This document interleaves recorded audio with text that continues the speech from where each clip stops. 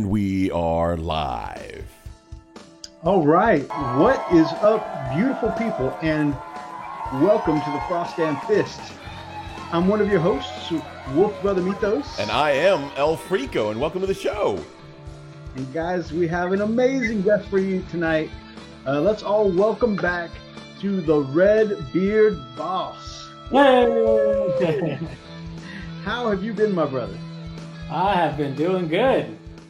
Just hanging out, basically. Got back from Vegas and spent a lot of time watching YouTube. Pretty awesome. Any particular favorites you've been watching on the YouTubes? I kind of nerd out over like self-help stuff and audiobooks. So Nice. Yeah, just been listening to a lot of audiobooks and TED Talks and stuff like that. Nice. I've noticed that one of the things you talk about on your channel quite a bit is, and that is something I forgot in the show prep, is sending you the us looking at people's channels. I've noticed that one of the things you talk about is that, you know, you've kind of cut out most of the things that most people would just say watch or listen to just for entertainment. Like a lot of what you do is self-motivating, self-building, self-educating kind of stuff. Yeah, I try to aim my attention towards that.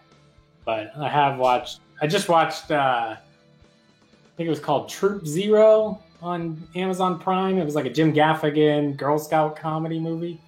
Okay. So I did have a little bit like normal entertainment. It was pretty funny. It's kind of like Little Miss Sunshine or maybe like a Napoleon Dynamite kind of movie. Gotcha. You know, I'm one of the few people I know who's never seen actually Napoleon Dynamite. Oh, it's so funny. All right. So, Freak mentioned, we got a pretty full chat already. 14 people in the chat. And Arch jumping in by says, y'all are terrible. I'm the first. That's why we put you there, because we need people like you to jump in, to kind of, lead the way. Yeah, Frost and Fierce are coming. Yeah. Smash Captain doing his job too. He says, everybody hit the smash that like button when you come in. Hey, we got a Big Mac, 2 streams, 1 day for him. Wow, don't be all tired on us, bud. Dude, it's so good to have you. Oh, we got Clay Dog in the chat, who we will be featuring heavily in Art of the Week this week. Good to see you, my man. Got Dave Dog. Says, did I imagine, or were you guys meant to do a UK meetup podcast? We'd love to do a meetup. But no, we'll be doing it over online. We're going to do a live stream at 4 p.m. your time. So later today, actually, 4 p.m. UK time. Right. So, because I'm not sure what the time difference between England and Spain is. Spain, yeah. I'm not sure what that is. I think it's pretty close. It would be cool to do a meetup, though. Lot of hobby heroes I'd like to meet over there. You know what? I say that. We've got Redbeard here, who's just one state over. That I really, we really should go check out at some point. Where are you guys at? Texas? Yeah. Texas. I got to come down to the Citadel. Oh, hey, yeah. How far are you from that? We're about 4 hours away, and we definitely want to hit that place up. Oh, yeah. so you're still not in a negative way. We don't want to rob it. We just want to go and drive there, walk in, not knock it over. Exactly, yeah. So maybe rob it a little. We got Brother Meeks in the chat. I mean, yeah, they're probably going to be robbing us. Yeah, that's true. I'd be okay with that. Let's see. Zane, my favorite chat champion. How are you, Mr. Cheeks? Because his favorite saying when Brother Meeks comes in the chat is Meeks, clap them cheeks. God. We got Kaiju in the chat. Kaiju Shorts. Awesome. You guys ain't listening to the Smash Captains. There are only 2 likes, and 1 is me. So we've got Zane getting behind the cause too. UK is 1 hour behind Spain, so that'll be 5 p.m. in Spain. So definitely. Okay, that's not bad. There, my friend. Yeah, definitely well within the time zone. So. Yep. Gamecraft Dragon. Hey. Gamecraft. Cool crew. James Meek is doing a kill a can for a painting competition this month for the store. That's awesome. And could only use 3 main colors. Had to pull out of the bag. Yeah, So I'm painting it like a Dark Angel's Dreadnought. That'll be cool. Can you mix the 3 colors together to get new tones? That would be cool. Some of the things that Redbeard has talked about in some of his videos that I'm really wanting to try on one of my projects we'll be covering in a hobby update is I'm working on a Salamander's Dreadnought, and Redbeard was talking about how great he's reached some effects with shading a green model with the color purple, right? Yeah, I've been doing, well, on a couple of my models I entered in Vegas, I shaded one with purple and one with blue. Both of them are green models, so it was pretty fun to see how that turned out. And a funny thing on my Cyclops, which we'll see later, the judge, when I asked him, why it got a silver and not a gold or whatever, for feedback, and he's like, "Oh, well, you just used, like green to dark green." And I was like, "But it's blue." He's like, "Yeah, but it looks green." I'm like, "So isn't that kind of the illusion being a good thing?" Like, it seemed like not great feedback. But. It reminds me of what they always say is that when a lady does makeup well, you can't tell she's wearing makeup at all. But then, yeah, it was exactly. But then you're like, oh, well, she's got no makeup on. Yeah, I was like, oh, you just used dark green. I was like, no, I didn't know I used blue. You but it looks dark green.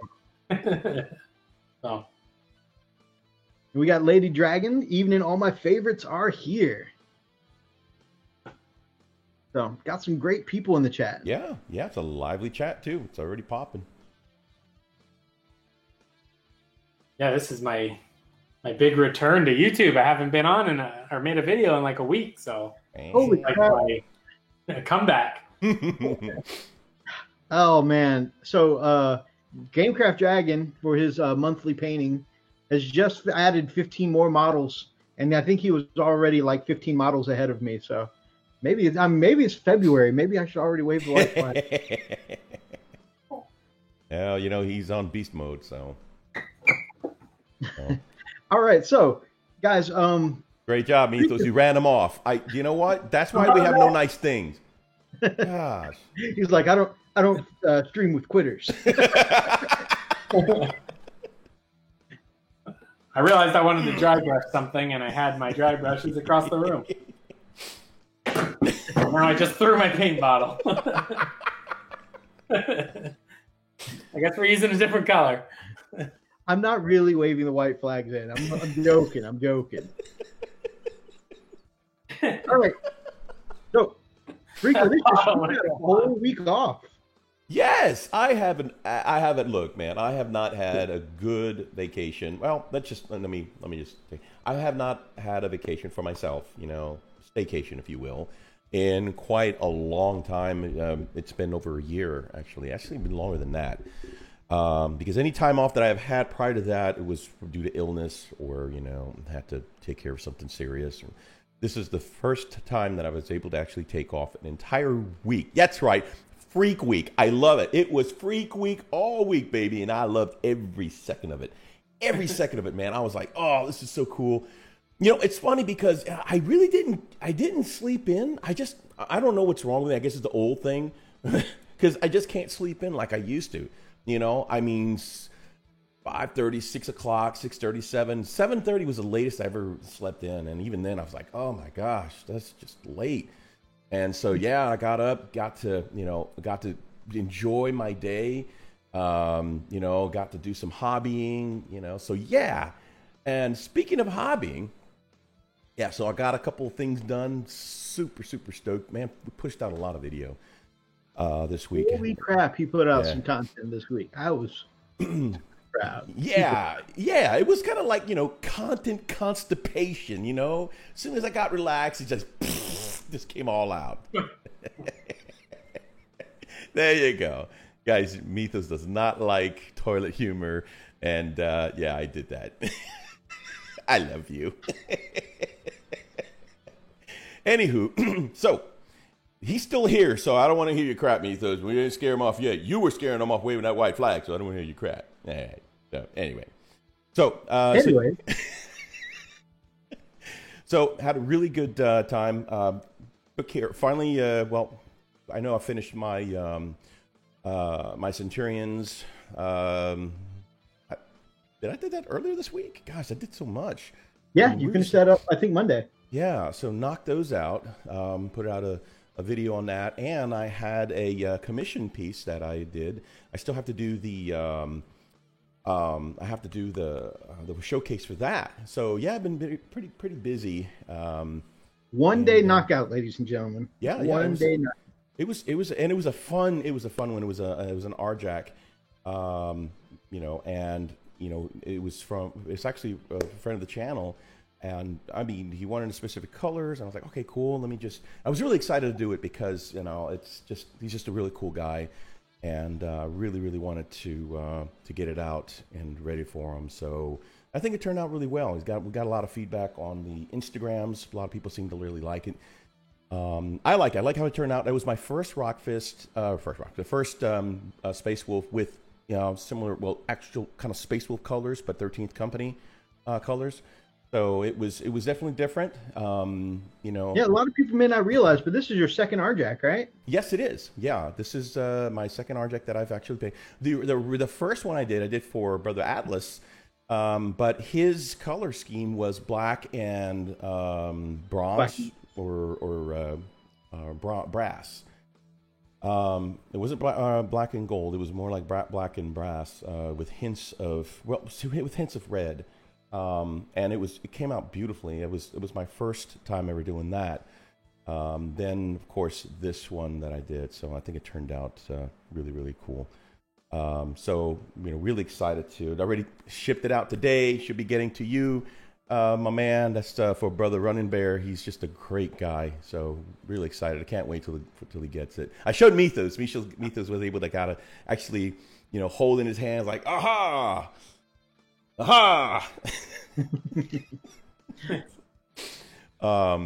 But no, it's been an absolute, you know, relaxing week. Got to jam on my guitar.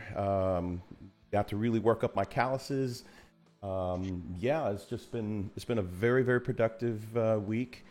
Got a little adulting done. You know, had to bring Marley to the vet, and she's healthy, big girl, 74 pounds. She's doing good, very lean, muscular, and just a good old girl. So yeah, it's all been good.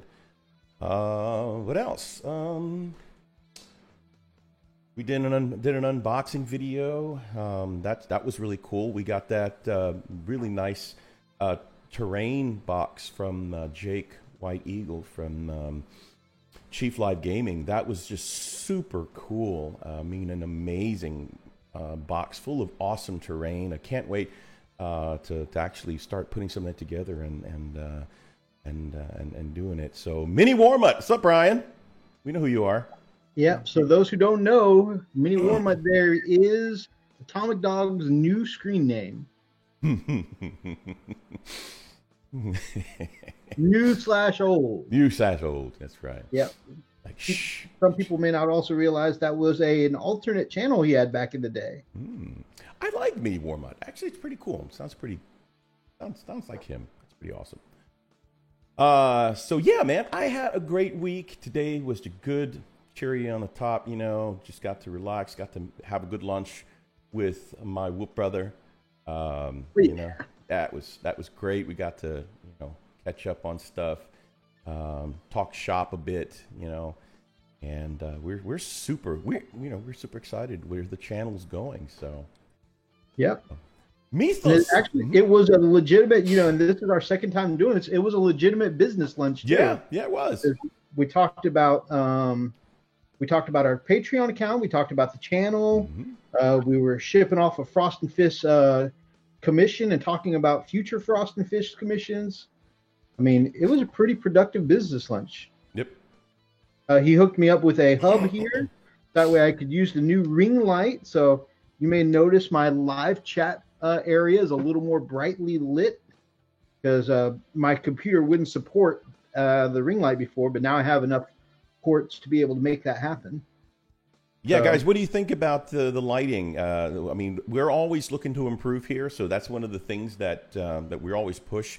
And by the way, this is again the ring lighting that you guys helped us, help support us to get. I mean, this is just helping us to get goodner and goodner. So let us know what you think. Goodner and goodner.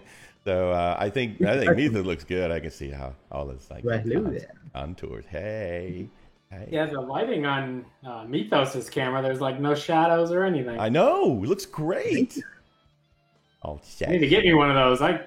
If I put my skin over here, it glows.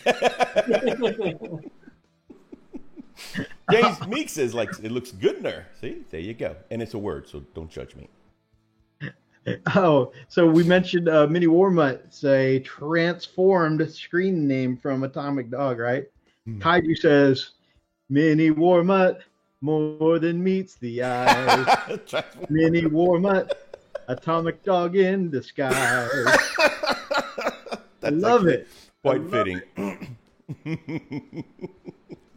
That's awesome. Yeah, that's epic. All right, well, you want to show some pics of that hobby? Yeah. Let me go to studio mode here. While you do that, while you pull that up, I am going to go back through the chat. Okay. So Archer and Zane are both painting up models, one an Obliterator, the other with a Night Lord's Praetor Jump Lord, with their ghost brushes right now. Shout out. Hashtag ghost brushes below. So we got the ghost brush action going on. Lady Dragon says she's only painted up 8 models so far, and she feels lazy. Girl, if you lazy. Whatever. Wolf Brothers only painted We're in 7 a coma models so far for the year, including a deodorant stick. So yep. Yeah, you can consider me being in a coma then. So I'm comatose. Just saying. So you definitely ain't lazy. Mm-mm. In fact, you are beating this whole channel right now. Almost combined. Wow. Let's see. We're talking about that R-Jack. Thomas says, fail cast. Oh, yeah. I don't like to talk about it. The day when they finally print R-Jack in plastic. Yeah, I agree. It was challenging. It really was. And I'll show you some of the pics, guys. But it definitely, you guys know, if y'all have ever done a fine cast piece, it is challenging because it's just rough. It's a rough model. It really is. And the thing is that I'm always dreading is the hammer, because fine cast, the connections are just very flimsy and a little too flexible. And it's just, oh man, as I was working with it, I was like, please don't snap, please don't snap, please not. You'll start praying to the thing, I was like, okay, this is a little awkward, and it can be daunting working with fine cast minis. So, but it was successful, and hopefully it I packaged it well enough that it will arrive in one piece. Yeah, so here's some pics real quick. I'm going to test to see if the low latency is actually working. Yep, it is. Wow, okay. That actually updated pretty quickly. All right, so here is the first stuff that I actually got to finish, guys. This is my beautiful Centurions. Absolutely loved how these guys turned out. Just epic sauce. Love how they came out. Here's the back side of it. You can see did a little, just kind of muddied them up a little bit without really taking down their, the fact that they're not really chipped, but they just look slightly weathered, which I kind of was okay with. You forgot to paint the rim. I know. I even said it in the video. These are my older pics. God, see, Mythos. See, this is what happens when you start badgering people about not drilling out their barrels. See, karma kicks back, and now he's criticizing the rims. I was just going to comment on the same thing, so Wow. Yeah, I actually don't care if anybody drills their barrels. I think it's fine without it. It's just I think the logical side of my brain when I see an undrilled barrel, it's like, well, where did the bullets come out? Right. And Like, speaking of, imagine cross my the mind. lead yeah. thudding into the end of the gun barrel because it's blocked off by metal. And, Like, yeah. And that, again, that of course has its challenges, as you can see, and I pointed it out in the video. You know, I did okay with some of those, but I had a couple of blowouts. I mean, you can't really tell, honestly. Dude, I was so upset. I tell you what, that really, really chapped my hide, man. I mean, I was drilling, I got it. No, I don't got it. Like, oh. Same, yo, same. So horrible, man. That is like the worst. All right.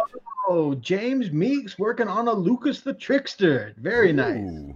I love a Lucas the Trickster, and Freak used to hate him, but we've had a couple of like hilarious, funny moments. Oh man! Where, like Lysander has once one shot Lucas, and Lucas blew up and did enough mortal wounds on Lysander that it was a double KO.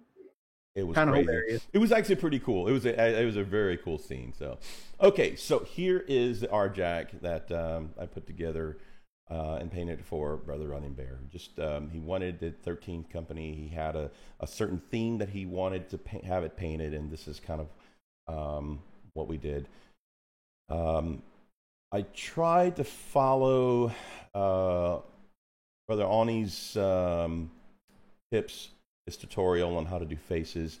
I think I got it semi-okay. I probably could have done a little better, but... as someone who's painted an Ardiac, though, yeah, I think that part of, like, I think you did well for the sculpt. The sculpt is definitely one of their older sculpts, and there's not a whole lot of facial detail to work with there. You know, I did have a little bit, especially with the... And it was crazy because you can only see some of the fangs when you're dealing with the mouth, you know, because I wanted to get the teeth right and the tongue and all that. Here's the back view here. Again, I did a little muddy it up, kind of dirty it up a little bit, but still the armor's clean. You know, and the basing. And look at that! I did paint the rim. Yeah. I love that. But yeah, and so this actually turned out, I think, pretty good. Let's see, do another side. One of the challenges that, you know, I had forgotten, and he wants blue for his shield, and I'm like, oh geez, I forgot all about it. So I dropped a little blue and put a little bit of wash to try to kind of settle that in. Overall, I think he turned out pretty good. The basing, the basing is more of a kind of like, you know, I don't know. I keep saying Iceland, but I'm probably not saying that correctly.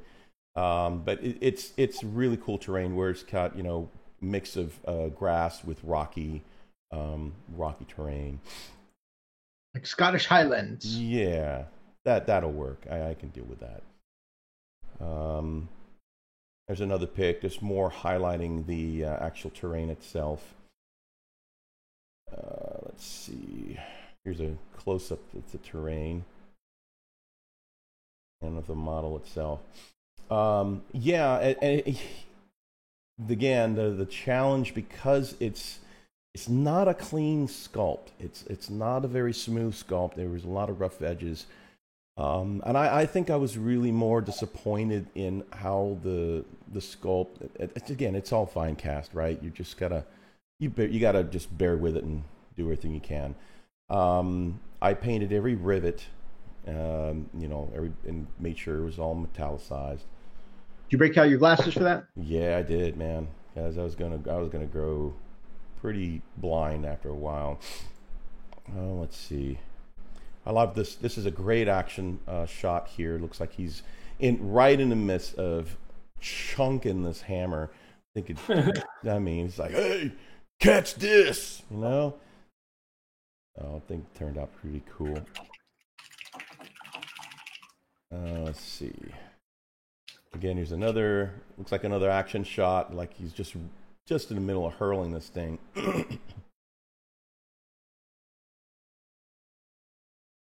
just really, really cool. Anyway, I had fun. I had a lot of fun putting this together and painting it. Dude, You know, you've so done a gorgeous job, man. And you know what's funny is, and I kind of alluded to this earlier, but you know, your week off was definitely much needed. You sound more well rested, and I have to say, just genuinely, when you're not burned out from like work and stuff like that, yeah. you seem like you have a better time painting, and I you do some do. great work whenever you're. Yeah, I do. I guess because it doesn't feel like work. It feels like, hey, I get to relax. You know. So here's the part, and this is just mainly to highlight the face. Right. Again, you'll notice the face is a little blocky. I try to smooth it out as much as I can, but you can see I was able to paint the fangs. I painted the eyes. You can see the eyes are kind of set in a little bit. Right. It's like he's looking at you, but that's the look I was kind of going for, you know, like, you know, it's like, this is pretty much the face of imminent victory. That hammer is about to go up somebody's head and drop somebody, you know? So that is the look like, oh yeah, you're done. You're done. You're hosed. I'm going for the next target, you know? So yeah, that was just so much fun. So, you did fantastic work, brother. Thanks, man. I appreciate that. Oh, and my crowd is up. Okay, turn my crowd off. All right. Let's see. Playdog says lights look real good in there. Nice. Up on the lighten. Thank you from Running Bear.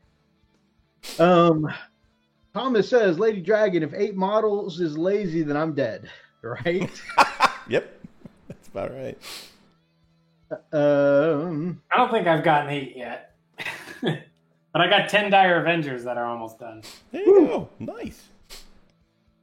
Yeah, you said, well, we'll get to that on your hobby update. But yeah, working on some Eldar. Yeah. Let's see. Failcast POS. Wow. Not a lot of love. I got to agree with him. I have pretty strong feelings on Failcast. Although I have to say, if my RJack hadn't melted in the sun, then I would have gone back and done the conversion that I did to really beef RJack up. So I'm kind of actually, in a way, pleased that he ended up melting. Let's see. The only person ahead of me is Big D, I believe. Yeah, well, yeah, the man's got like 45 models done already. Big D's ahead of everybody. Running Bear's been pushing out some work, man. Oh, yeah, he certainly has. Claydog finished 20 Primaris for his Salamanders. Just got to do the characters for a 1,500 point next Sunday. Dude, your Plus, Salamanders he's working on his big-ass commission. Yeah, his Salamanders look amazing, man. I love his Salamanders. I love his Salamanders. I love his Ultramarines. Basically, if Clay paints it, then I guarantee I'm going to love it. Catch an early cast of the same mold. Details come out a lot sharper. Hard to find, though. And that's kind of a gamble, too. You never know which one you're going to get. Kind of like a box of chocolates. What? Space puppies. Wreck some space puppies with those hurricane bolters. Don't tell them to do that. Yeah, that's the plan. That's the plan. Oh, yeah. Freak, I love those and intend to draw one with your head on it. Just saying. I think that's the Centurions. Oh, cool. Awesome. Oh, I love the Centurions in text-to-speech. Anyways. Holy crap, that thing is huge. I love that. That's Dorn. Love when he puts the Centurion on his lap. The thing's hilarious. Dodge and weave, then freak, then slip in and uppercut back.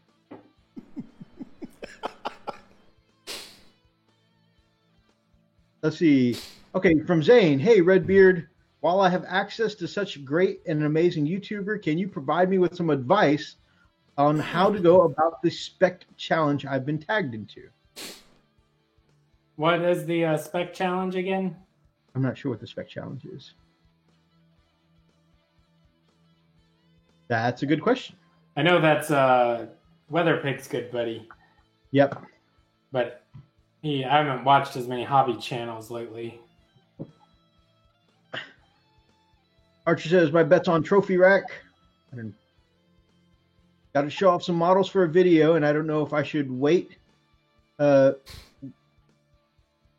I'm done with the Warhound, if I should show my newest models, maybe go from new to old. I don't know. Okay, so like the whole Weather Pig tag, show us what you got challenge. Mhm. Man, Oh. I mean, I think that's pretty low stress. I think you just show whatever you like. yeah. That's Show everything if you want to. There's Make a long one. Get some view time. there's definitely no like it's such a vague challenge. You can really interpret it however. I like how Freak did a really entertaining top 3, right? With some improv in there. But then like I showed 1,500 models. So, Yeah, I watched both of those ones. Thank you, my brother. So it's really just up to interpretation, my man. I didn't even know you had AdMech. Oh, really? I Yeah, guess I remember that. that's some, what doesn't he have? AdMech on the channel. Yeah, some of my favorite pieces. Like I really feel like my AdMech are my best painted army. They do look good. Yeah, the models are so cool. They're good for all kinds of techniques with weathering or washes or metals. Even the infantry guys are cool. Yeah, I've not been displeased with really anything, except I feel like because of the way they split him off, the little cyber guy that comes with the Castellan robots, I feel like there's no point to him anymore. Yeah, if you chop his hand off, you could put a power axe in it and turn him into an engine seer. Why didn't I think of that? I need another engine seer. Yeah, and they charge you like $30 for that little engine seer guy. That's a great idea. Yeah, I bought one engine seer and then I made my second one with that extra robot guy, the Data Smith.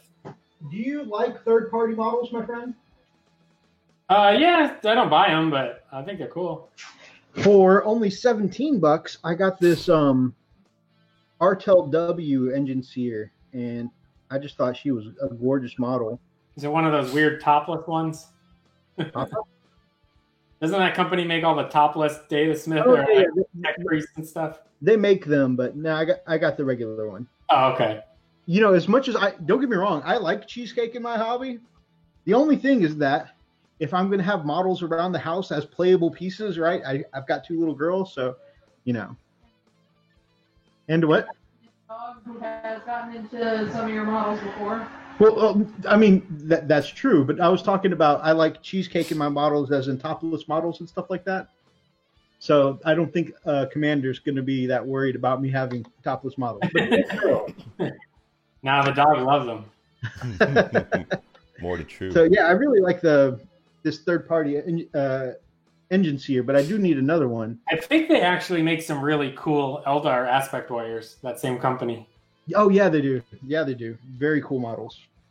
I would be interested if anybody knows of a third-party swooping hawk for the Eldar, because they're my favorite. So if somebody's done them even cooler, I'd love to see those.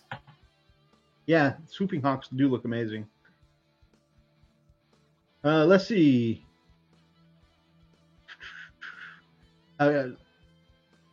Big D and Zane both talking about how they painted up vehicles, and vehicles are easy for them, which is cool. Oni says liking the face, bud. So sounds like you've done well. Thank you so much, man. I appreciate that, especially coming from About your RJack, Kaiju says it's hammer time. Stop. Hammer time every time. I'm sorry. Ew. It looks like. So we talked about how you having a good time and doing a good job on that model. Lady D says, looks like you did. It looks great too. Thank you. Scrolling back down, let's see. I saw somebody mention Redbeard Boss. I'm scared, Daddy Redbeard. I'm scared. I won't say how many miniatures I've done already this year. You will all hate me. Clado, we see the amount that you crank out, man. You are on another level. You are in official Elston Nation territory. There's a question from Mini Warmut. Frost and Fizz, you make the base cork? Yes, it is all cork. And then I added, I had to seal it. That's something that I hadn't mentioned, and I actually been talking to Mythos. He was like, "What? You don't seal it? You know?" So basically, since cork is a very, very porous, thirsty material, when you go to do the priming on it, it seems like it's taking forever. It's like everything just like a sponge. So I got some caulking and I was able to seal the surface. Just kind of put the caulking all over the surface of the cork. I kind of based the cork in stages and kind of crumble it up a little bit to make like a platform for the terrain that I was going to build up. And so as I sealed each one with the caulking, I let that dry, and then that's when I went and I glued all of the rocks and the pebble and the smaller sand, and then that's when I went in and I just primed everything just to get it all ready for the base painting. So, are you guys familiar with the game Gaslands? Yeah. Yes. Yeah. So I've actually been while we're here working on one of these little cars I made. Wow! Nice. That's awesome. We got a few friends really into Gaslands. Aaron Painting, and one of our UK friends really into it. Yep. Mike Hawkins, another one of our bros, into it. I just picked up this thing, which I'm super pumped for, but it's El Camino pulling a trailer. That's awesome. I can't wait to. This guy right here is some kind of like Chevelle or something, and I'm just playing with contrast paint. I can't wait to see your conversions when you're done with those. Yeah, this first one's kind of just like glued a couple little bits on it, and just to test what it's like painting one of these little cars. But then I'll try to. I got a food truck. I got a food truck, really? A bank truck, like an armored car. I got a station wagon. Do you have the food truck? Like, do you have it where we can see it? I'm serious. That's just funny. A food truck, Gaslands food truck. Well, it's not done yet. It's not open. Oh, dude. Okay. You got to show it to us when you got it, when you got it all done. That will be hilarious. I already grabbed it. Oh, my God. Oh, it's a matchbox. Yeah. I'm thinking of turning it into like a drug dealer car or something. Yeah, there's that. That is so food truck on top, and then there's like a bank armored car on the bottom. Yeah, armored truck in the bottom. That's a matchbox, and then the other one's a Hot Wheels. Dime bag deliveries. Oh my gosh. But yeah, tomorrow morning, actually, at the game store I hang out at, they're doing a learn how to play. So actually going to go try it out tomorrow. Nice. Very nice. Let us know how that goes. It should be fun. I'll probably make a video about it actually tomorrow night, since I haven't made a video in a while for the channel. Nice. So GameCraft has a monster truck and an ice cream truck. So. Oh, awesome. And paint free candy on the side. I wanted to get like rat rods, like the little hot rods, and rust them all out. But Nice. Oh, yeah. couldn't find any last time I went to Walmart. I just have to keep looking. Want a popsicle? All right, so I've had a couple of hobby update things this week. One of my things I'm excited about is this finally came in the mail, an eBay score from one of the new AOS box sets. And I was inspired by one of my favorite battle report channels, Warzone Warlock 40K. Go check them out. But if you don't know what the sprue is, it is one of these bad boys. Now, I may be starting Stormcast Eternal sometime soon, thanks to our brother Oni Studios, but that's not why I got this. So I'm imagining if this armor gets painted white, and I do the robes part as red, and I switch out the head for a very Asian head, I think this would be a badass Warhammer Legends Stormseer on bike. And if anyone asks, hey, how is this freaking Griffin moving as fast as a motorcycle? Answer is simple. He's a librarian. It's magic, bitch. Oh my God. Wow. That's going to be cool. I think I'm really stoked. And if you've ever seen him, this model on Warzone Warlock's channel, he's got a biker captain who rides around on one of those instead of a bike. And everything on Warzone Warlock's channel is just phenomenally painted. Now, you guys know one of our heroes that we love, that we consider him the airbrush master, right? Like we want to grow up to be like one day, we want to be like Kenny Boucher as far as painting ability goes. Well, on the Cool Freak and I were talking the other day, and for someone who's just a battle report channel, doesn't really focus that much the channel on the painting side of things. I feel like Bill over at Warzone Warlock is like a Kenny on the Cool. his airbrushing, his Void Stalkers alone. Go to his channel and take a look at his Space Marines he calls the Void Stalkers. Oh my God! Like just everything in that army, just it's like burn your paintbrush is good. So. Never. Say what? I've never burned my paintbrushes. It's like burn your paintbrush. You're already good. I mean, ghost brush. Yeah, I mean, guys like us, we're like, yeah, but you know, we know Redbeard. Are you kidding me? We don't ever expect you to burn you. We expect you to, I don't know, promote your paintbrushes to a paintbrush god status or something like that. You know, it's like, oh. Gay Crowd Dragon says no one should question the space agents. He's not wrong. He's not wrong. Let's see. I think that conversion's a good idea. I mean, you just got to put a little extra into making it Space Marine, right? Oh yeah. A couple of bit swaps, I'm sure it'll be fine. To be honest with you, I'm not even going to try that hard because I feel like the staff is already a good seer staff, and the armor can just be a different model of Space Marine armor to me, especially since Storm Seers are kind of their own thing, right? They're not really a, Codex kind of normal librarian, Right.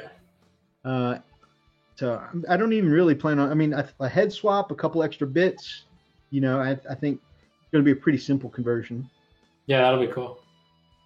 This is my first painted Space Marine for February. I had it for a second there. Yep. So this is my first Mark III Assault Marine, and he's using this two-handed chain glaive. Nice. It's basically a Naginata Eviscerator. That's cool. Anyways.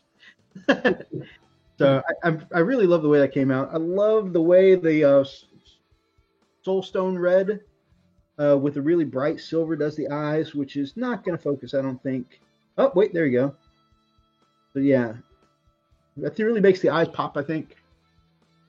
But yeah, so overall, I think it's just a really cool little model. And my problem is that I already have, because I love the idea of this as an eviscerator, and then I also have a two-handed eviscerator. I got to have 10 models to run both eviscerators, but those are the models I started building first. So, but let's see. Oh, his chapter master on Gryph-hound is pretty amazing. I definitely agree. Amazing kit bash, Stormcast into Grey Knights. That would be awesome. Another hobby update I have here is, with the exception of the basing, which I'm working on right now, I'm letting some glue dry, and the fact that I got to go back and airbrush in some thruster effects because I forgot those. But the decals and everything are pretty much done, and I think the decals really help sell it. Like, this repulsor is pretty done. It looks great, man. Yeah, looking good. Thank you. I really like the split Aquila in the front there. I think for some reason that helps it pop a little more. So, yep. Some basing, and that'll be good to go. It'll be ready to finally get on the battlefield. Freak, you got a couple of my other hobby updates in picture form. One of the things he's going to bring up is this Apothecary. So his shoulder pads are right here. I didn't bring them with me when I went out of town because they weren't primed yet. So I need to prime and paint the shoulder pads, do the basing, and the Apothecary will finally be finished. So that'll be cool.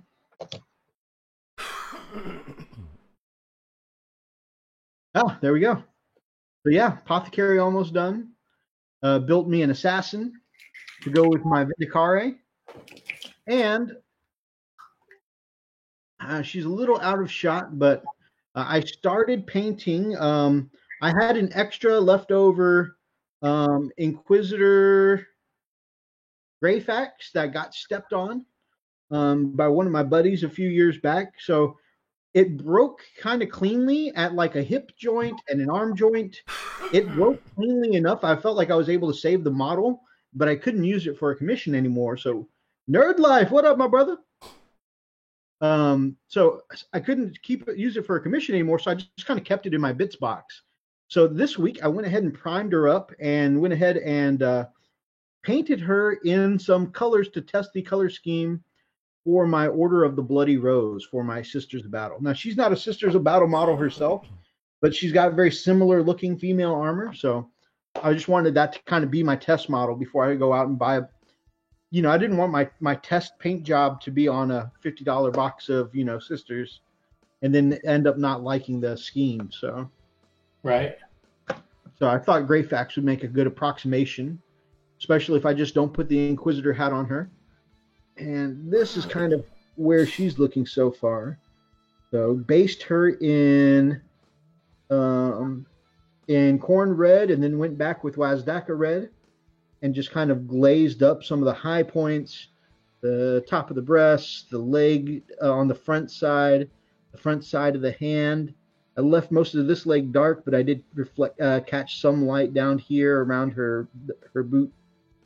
So she's got definitely some brighter areas up top here, and then some darker areas like around her midsection and thigh and stuff like that. So, but overall, I think she's going to be nice. I thought I had some female D&D miniatures that I would be able to use as a head swap to make her a little more Sister Battle-y, but all the ones are either that I have the female models are either like the hair is molded to the body or to a cape or something like that. Right. Or, it just wasn't a good fit for it. So I'm going to go out this weekend and see if I can find, a little, a female head to put on her. But I want to finish that up and have my test model done.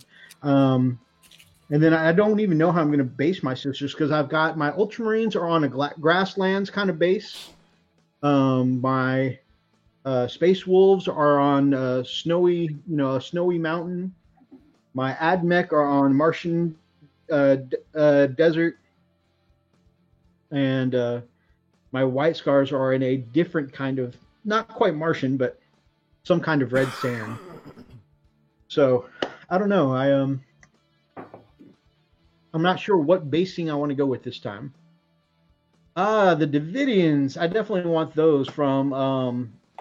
The GW recently did the sculpts for them, but I like the Davidians from, gosh, what's that? That company that does the toughest girls in the galaxy. Raging Heroes? Yeah, Raging Heroes. I want some of those. Those are going to be cool. Love that assassin pose. Very Matrix. Yeah, it's a great sculpt. It really is. And I'm thinking that while I've got two of them, in order to take two of them with my Admech, I'd have to spend 2 command points. So instead of doing that, I'm thinking about not spending any command points and just going ahead and putting all 4 assassins in my army. You don't need to do which that. means I collect 2 more, and then Freak will love it because Freak loves when I bring assassins. Couldn't you do just 3? Or do you have to take all 4 in that detachment? For that You can't do special, just 3 elites?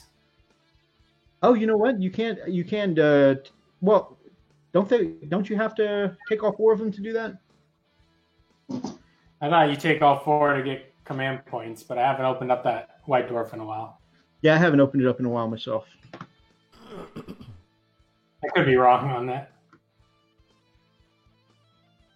But that would be cool if I could get away with just taking 3 of them. Oh, we got some new art of the week coming in. So I think that is finally all my hobby. Oh no, one more hobby update. Man, this has been a really productive hobby week for me. I did finally start on this guy. So got the base color down on some Salamander's green, although he looks a little more blue in this light for some reason. Going up But- green. Looks green to me.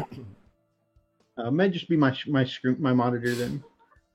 But yep, I'm gonna come back with some Necrotite green and mix that in with the Warpstone glow of the original base color and do some hot spots. Here and here, and, as we do with dreadnoughts. So that'll be cool. I'm just afraid. I believe this will be the right color combination, but I'm afraid of it being too stark and too yellowy, you know?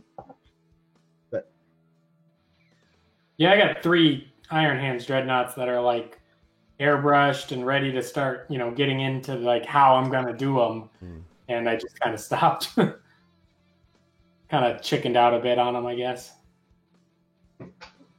it's easy to not want to mess up a big model. Yeah, I might find an extra marine or something somewhere in the next day or so and try airbrushing a small model before I go and ruin a $60 dreadnought. well, it doesn't ruin it because you can always paint over it, I could. but it lose time, I guess. All right, so let's move on to Redbeard Boss's hobby update because he has done some, I feel, pardon the phrase, his hobby's been a bit boss. I get it.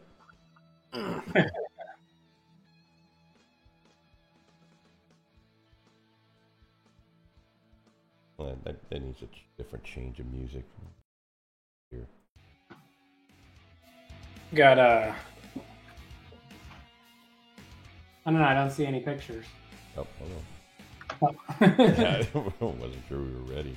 All right. Hey, Crafters Forge, what's up? Let's see. Yeah, I got the orange font in the chat. That's pretty cool. Get the old scopes for the Vindicare. That's my advice. My favorite Vindicare, I've got a one of the Raging Heroes Vindicare, and it's fantastic.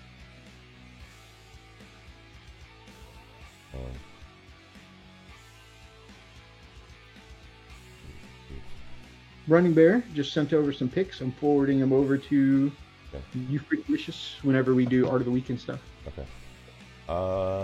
Which one are we going to showcase first? I guess let's start with the bronze color. Bronze color. The Incredible Hulk? Yep. Do it. So, big hobby update for you. We were just talking a little bit earlier. You just got back from Vegas not too long ago, right? Yeah, about a week, maybe 2 weeks ago now. Very cool. Very cool. All right, so tell us a little bit about this piece, my brother. Yeah, it was the Hulk there. He's a Marvel Crisis Protocol model. And I wanted to play with kind of alternating purple shadows with green skin. So I don't really have a view or a picture from below, but he's pretty purple if you look at him from below. And then I always like my favorite style of paintings, always doing like lots of little lines, I guess, like hatch marks kind of. I think that builds a pretty interesting texture on models. So it's kind of a combination of that, playing with different color shadows than just darkening the original color of, the base color. And then practicing with like hatch marks to try to create the striations, like, muscle tissue. I was about to say, I think the hatch mark style really does a great job selling the muscle tissue.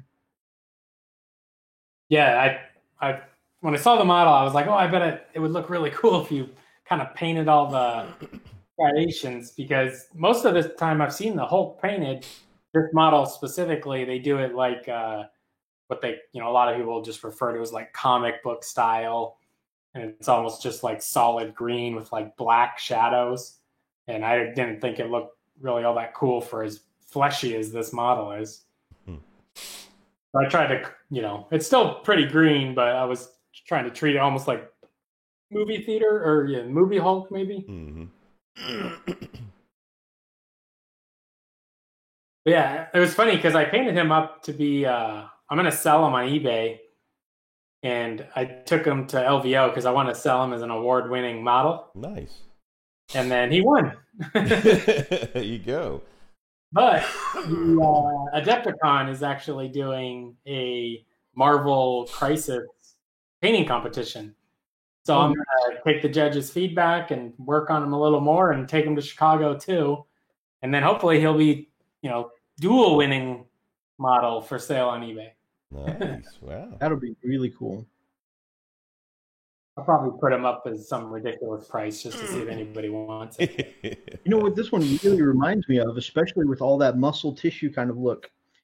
Freak and I were talking about the first Hulk movie, which is arguably the worst of the Hulk movie iterations. But the one thing I really did like about the movie is I really felt like they sold the way the muscle tissue looked on the Hulk, you know, and then when bullets would bounce off of them, it wasn't just like I'm invulnerable. It looked like the muscle tissue was so dense that bullets were just bouncing off the density of the muscle tissue, right? Wasn't that Lou Ferrigno spray painted green? No. The first, the first of the with Ed Norton. No, that's before Ed Norton. The first one. The one before Liv Tyler. Yeah. I don't know the male actors' names. Yeah. I remember when Liv Tyler came to the picture. Yeah. I don't even remember. The Liv Tyler was the Ed Norton one. Eric Ben is what Oni says. Okay. Oh, okay. And Kaiju. Yeah. People always make fun of me at the game store because I have very, very little knowledge of most movies and stuff lately. You and me both, bud. Hey, we're in the same boat. They were like, "Oh, you don't know who that is?" Should I? Yeah, just the other day they were like, "Oh, that was the Die Hard with Samuel Jackson." And I'm like, "I don't know, was that Die Hard 2?" And they're like, "Ha, you thought it was Die Hard 2? That's Die Hard 3." You asked me, I don't care. Right, tough crowd, bro. I know, but yeah, this guy here, the Cyclops, who you can actually get on the Kickstarter too, is in some of the pledge levels. This guy wanted to play with doing blue shadows. So the Hulk and him are kind of playing together. And for some reason, I always do green models when I enter them in a competition. I don't know why. I don't have any green armies. But like back when I did my Goliath gang and stuff. But yeah, these guys basically airbrush different greens, a lot of dry brushing with the dry brushes to show how I use that. I tried the Liquitex transparent inks on the horn. I did I think I was doing the shadows like mostly with some contrast blue, and then also I darkened them with Drakenhof Nightshade. And came out pretty cool. I always like when orcs and things have that like kind of green to pink kind of face. So I was kind of trying to achieve that a bit. And he got a silver, which is pretty exciting. Now, congrats again. Thank you. Congrats, man. 2 medals at the same painting competition. That's incredible. Yeah, that brings me up to, I think 5 or 6. 1, 2, 3, 6. I now have 6 medals from LVO. Wow. You know, I gotta say, when you get to the point where you've won so many medals, you lose count. I feel like you've done a pretty great job.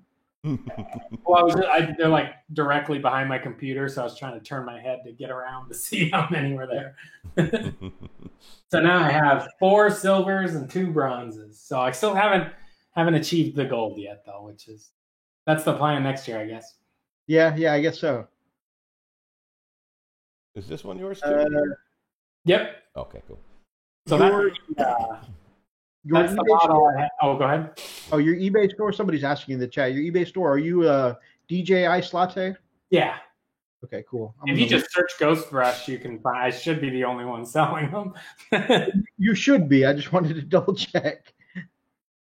Yeah, this model here, I got him custom or commissioned with a designer who did the chibi from the last Kickstarter campaign.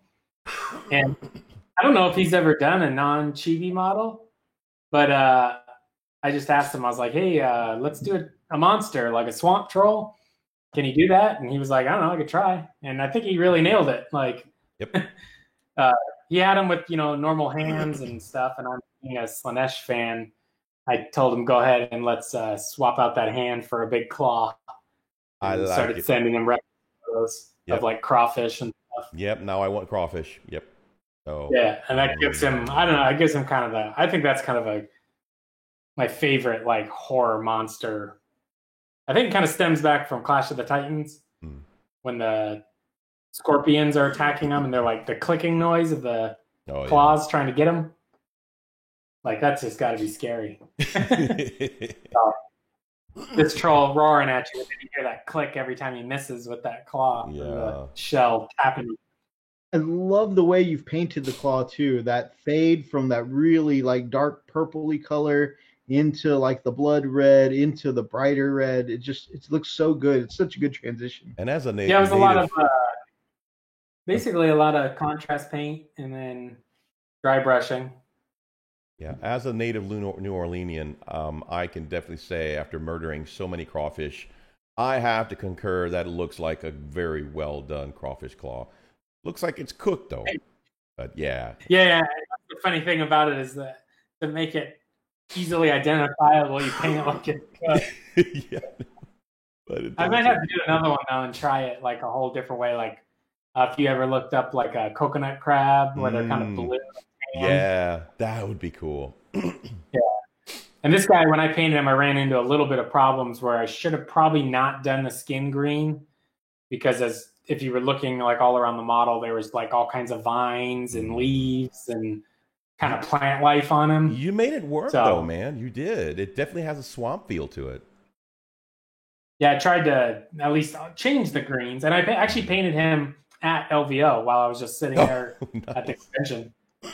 So my plan was, they have like a painting room. So I was like, I'm going to bring him primed and hopefully leave with him painted and ready for photos when I get home. Nice. That is awesome. And the real winner here is the AK Interactive Ultra Flat Varnish. Nice. It is. That's what makes like the crab claw really pop and everything. It doesn't have that normal contrast paint finish, is because once you spray that over it, it just makes everything. That's how you can see all the brush strokes and the Hulk on the skin. It just makes it, pop. What's it called again? It's the Ultra Flat Varnish or Ultra Matte from AK Interactive. AK Interactive, okay. And how much do you have to thin that down? Do you thin that down a good bit? I don't thin it down at all, but I shoot it like 40 PSI. Oh, you're cranking. Okay, right. Gotcha. What are you 30 using? Or 40, I don't know. What are you using? What's your airbrush? Patriot Extreme. Okay, so you're using a bad one. Okay. Yeah. I have this touch of shame every time anybody says that. Like, I failed with the Patriot. Somebody told me, somebody asked me yesterday, they're like, oh, what PSI do you shoot at? And I was like, oh, I don't know, 20, 25. I was like, let me go turn on my compressor and see what it gets to. And I had to come back to Instagram to reply to him. I'm like, I guess I've been shooting at 40. Oh my gosh. Whatever works for you, man. The Patriot, though, the Extreme actually has like a little choke point on it that you can adjust on the brush itself. So I don't really use it, but I guess I could if I needed to lower it. But most of my airbrushing is like base coat, primer stuff, and varnish. I don't really do any little details with it. Not yet, anyway. So cool. You've got some congrats on your medals here in the chat. Thank you, guys and ladies. On top of that, we have Brother Running Bear who says that you're going to need to get someone else to be able to carry all your medals. Just a side note, Inquisitor Zane said, I'm looking at your lick starter. Oh, yeah. Oh, yeah. Anyway. Has he mentioned Hub yet? I was about to say, we're going to save that for the Hub channel. Clay Dog apparently shoots around 40 PSI as well. So, whatever worked for you, man. Yeah. I'm roughly around 30, roughly 25 to 30, depending on how. I'm more interested in everything just firing out of the airbrush and not worrying about subtlety. I go in with the paintbrush, because any kind of overspray, which I don't hardly even target specific spots that much. I'm mostly doing zenithal and appreciate type stuff. But overspray and whatnot could be corrected with the paintbrush in the highlight phase anyway, so it doesn't really bother me. I tell you what, I've been learning all kinds of stuff with the airbrush, and I'm learning more each day. I watched this amazing video from, of course, our favorite channel, Next Level Painting, with Kenny Boucher. Okay, so the guy was doing, and it just blew me away. He was doing, no lie, muscles, like muscle tone, all airbrushed. I mean, I'm serious. My brain matter was all over the walls. It was so well done, right? And you know how he always does it. Starts out really dark and then starts building the colors. He used no contrast. He did nothing with the very little with an actual brush. Everything was airbrushed, and you could see the muscle tone on this model, dude. And it was just absolutely perfect. It was bright, very pronounced, very well done. I'm like, you gotta be freaking kidding me! That was so cool. I gotta try it. I gotta do, because I remember when I did the Wolfen for my buddy Atlas for the commission piece. There was no way I was gonna do that. I mean, I did a little bit of airbrushing, but I was just too afraid. I wasn't really comfortable with the control. So I, of course, did a lot of dry brushing to try to get those muscles to pop. You know what I'm saying? Yeah. But not after watching how he did it, I'm like, okay, I think I can do that. It just, oh man, it just looks so good. So I think I might have mentioned it last time, but there's a channel. His name's Marco Frazzoni or something like that. He's like an Italian guy, and his channel's like Not Just Mecha, or it might be Marco NJM. Mm-hmm. But if you search Not Just Mecha in YouTube, he should pop up. And he does these. I don't necessarily care for all his videos much, but he has these really awesome like 5-hour speed paints of like Warcry and stuff. Nice. Where he's basically airbrushing all inks through the airbrush, and then contrast paint base coating, and then oil paint washes, and then going back and highlighting. And That's crazy. There's one that he does the Untamed Beast Warcry gang, and it looks so awesome. So I've been playing with that a bit. Like that's kind of why I was shooting the kind of purple undertones at the Hulk and the blue a little bit at the Cyclops, and I'll be doing it quite a bit with the oils on the on the Eldar. I have seen that a lot of people are actually taking to blowing the contrast paints through their airbrushes, which I found it kind of interesting. I saw that one guy actually did it on Instagram, and he did it on his the grav tank. What is it called, Mythos? The repulsor, yeah.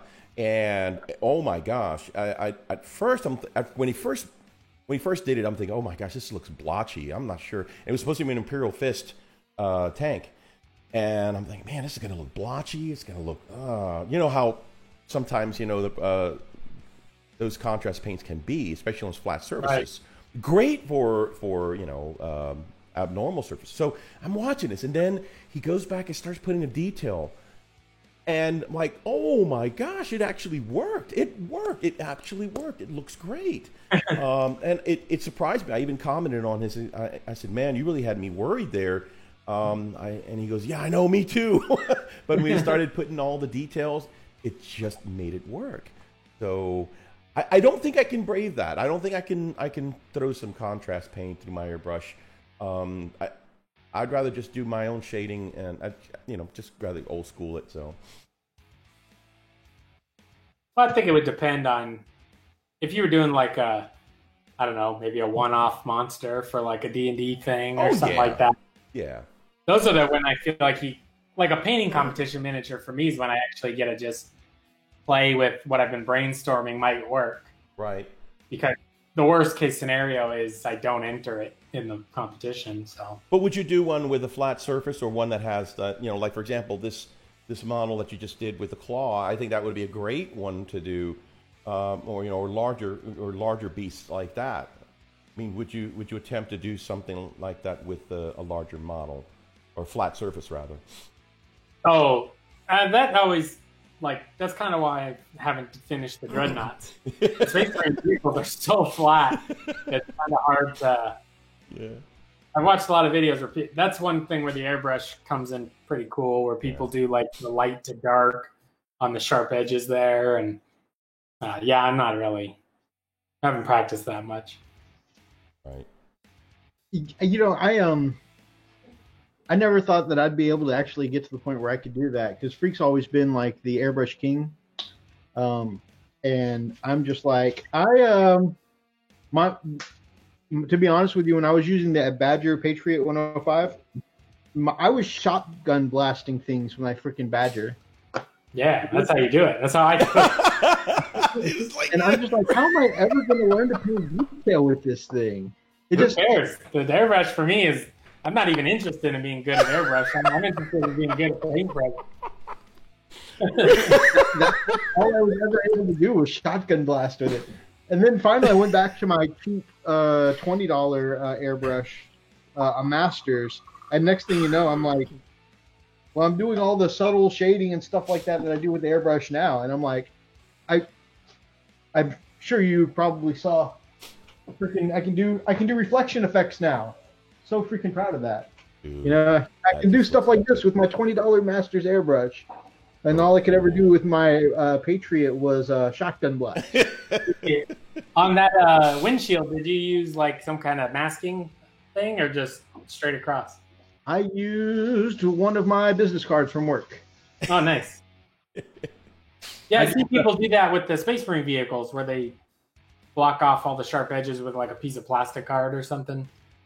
And all I did was use my hobby knife to cut a sharp edge to the a sharp edge, so I could butt it right up against the side of the vehicle.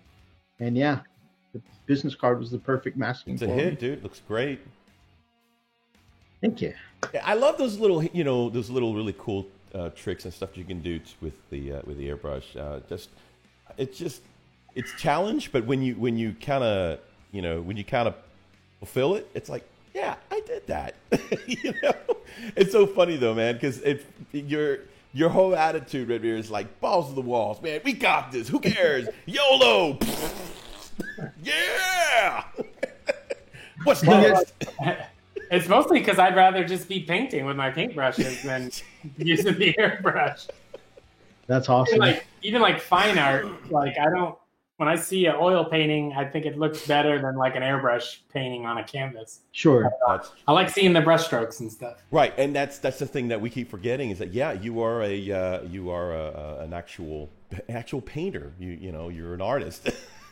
Like us jokers. I play one on YouTube.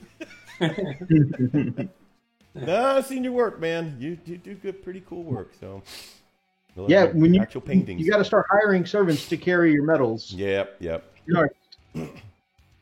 Well, I'm going to be playing Rumble Slam at Adepticon, which I don't know if you've seen this game before, but it's like almost like Blood Bowl, but it's like wrestling. And I got the luchadors there, huh? Yeah, they're like circus clowns or something, or carnival folk, I guess. They actually do have a luchador team, like a Day of the Dead style team. Oh, cool. It's a brand new one.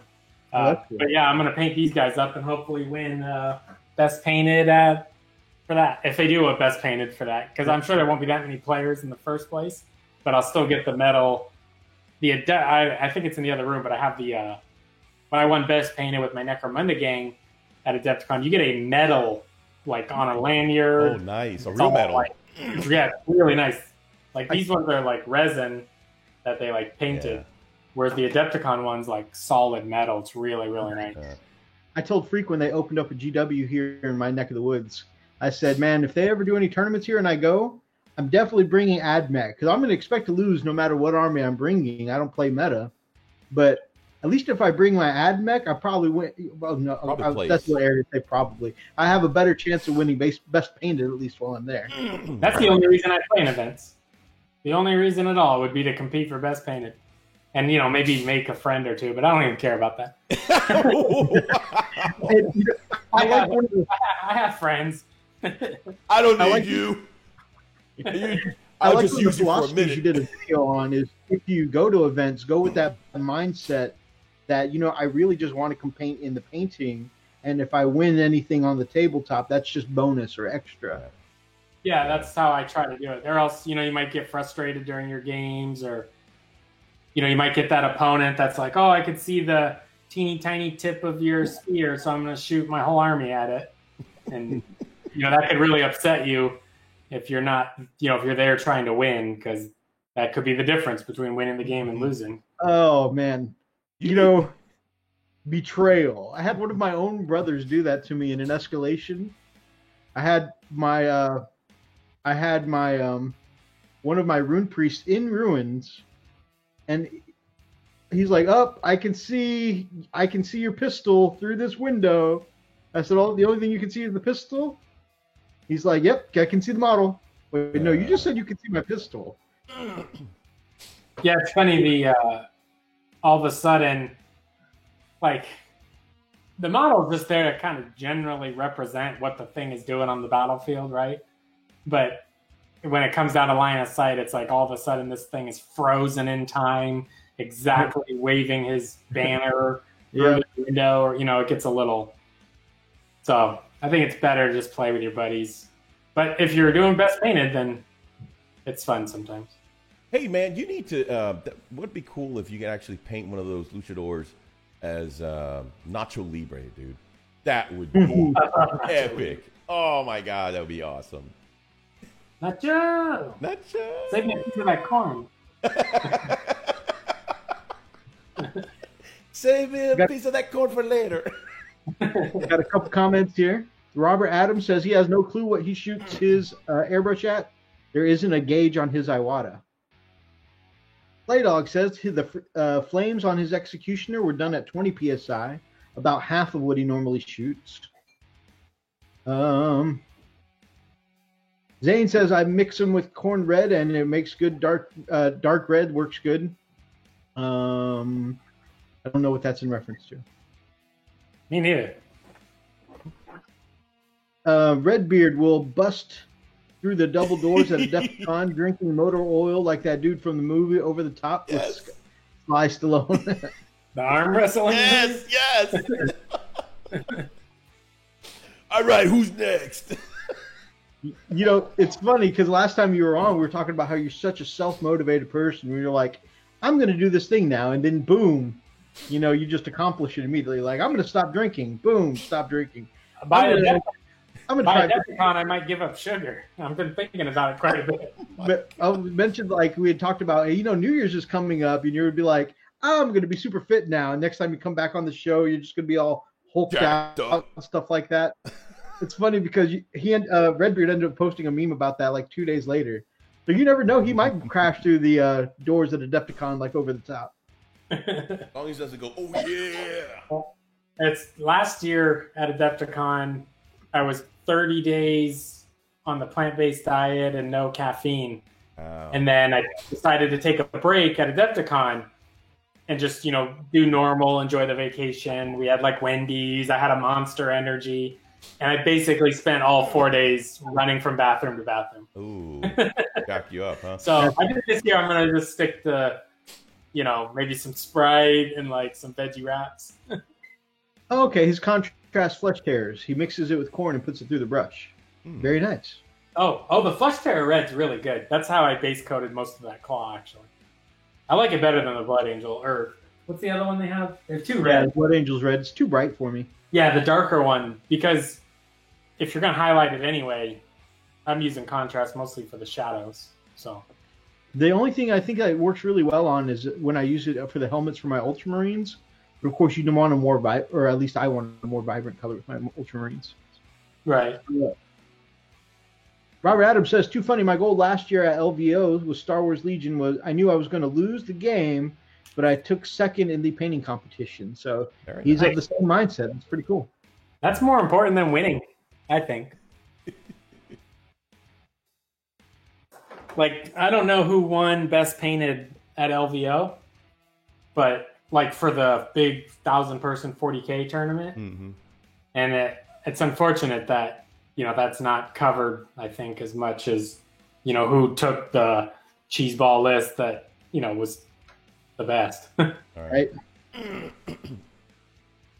Not saying that they're not also really good at the game, but it's a combination. Sure. Your skill's only going to take you so far, and then you got to take the superpower units. Yep. All right, Freakaliciousness. Shall we move on to some art of the week? Heck yes. Or was there anything else about your recent deals that you wanted to talk about? Actually, you want to talk about the ghost brushes? I shot Link the Freak. I shot Freak the Link. We can go over to your channel and take a look at your ghost brushes, or we can go over to your Kickstarter, which I put in the chat. Yeah, let me pull it up here. Yeah, it's out of control. Business is booming. And that's something that we talked a little bit before the show that I honestly wasn't expecting that because, you know, the here you go, freak. Because dry brush seems like a little more niche, a little less general purpose than your regular brush line. But you said that the sales have doubled for the dry brushes, huh? Yeah, it is just about to reach exactly double in size of the first one. So it's so crazy. I was stressing out. I'm still stressing out. You know, building up to this weeks before, I'm like, oh man, what if I only sell, you know, $1,000 worth, and then I got to get a part-time job again this year. Like I really enjoyed last year doing this full time, like, you know, painting and selling brushes and shipping and working from home and listening to audiobooks and stuff. So it's really amazing that I get to continue doing that. So far, so good. Yeah, definitely, man. You're getting a lot of responses.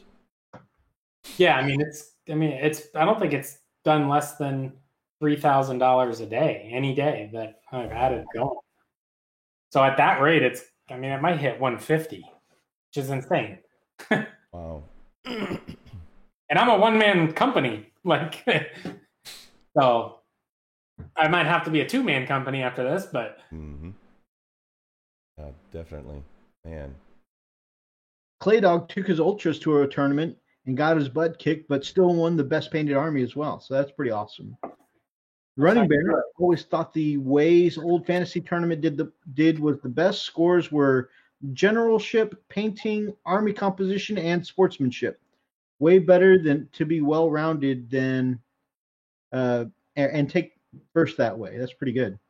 So I do like that idea, but people ruin that because let's say us three were at a tournament and Mythos and Random Guy are going to be about tied for first place. And then me or Freak play that guy, and then we give him a 0 on sportsmanship because we know they're that close in score. We can alter who wins just by pretending that guy had bad sportsmanship. Oh, yeah. So it leaves room for a popularity contest, kind of.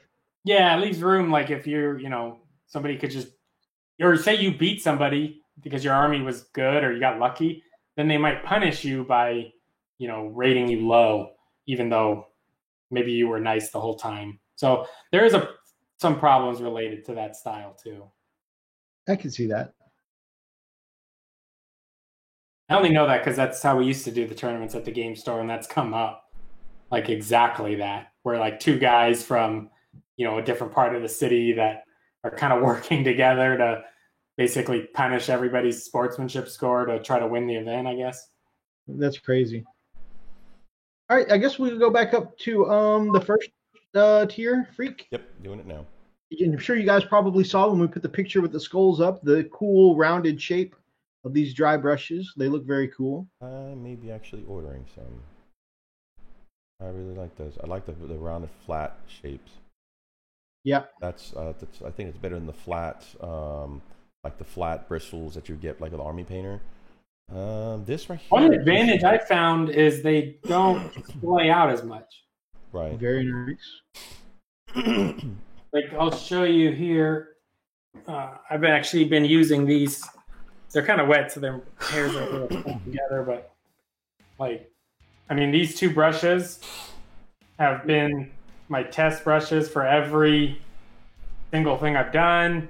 Multiple projects, and they're still holding up. They're not all completely curled outward. Are they rounded or are they flat?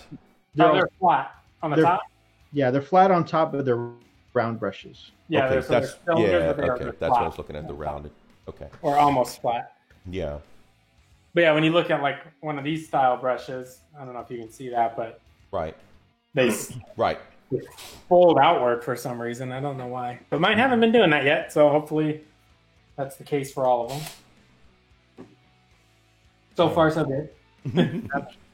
They look awesome. Those are the ones you've done all your episodes on dry brushing with, right?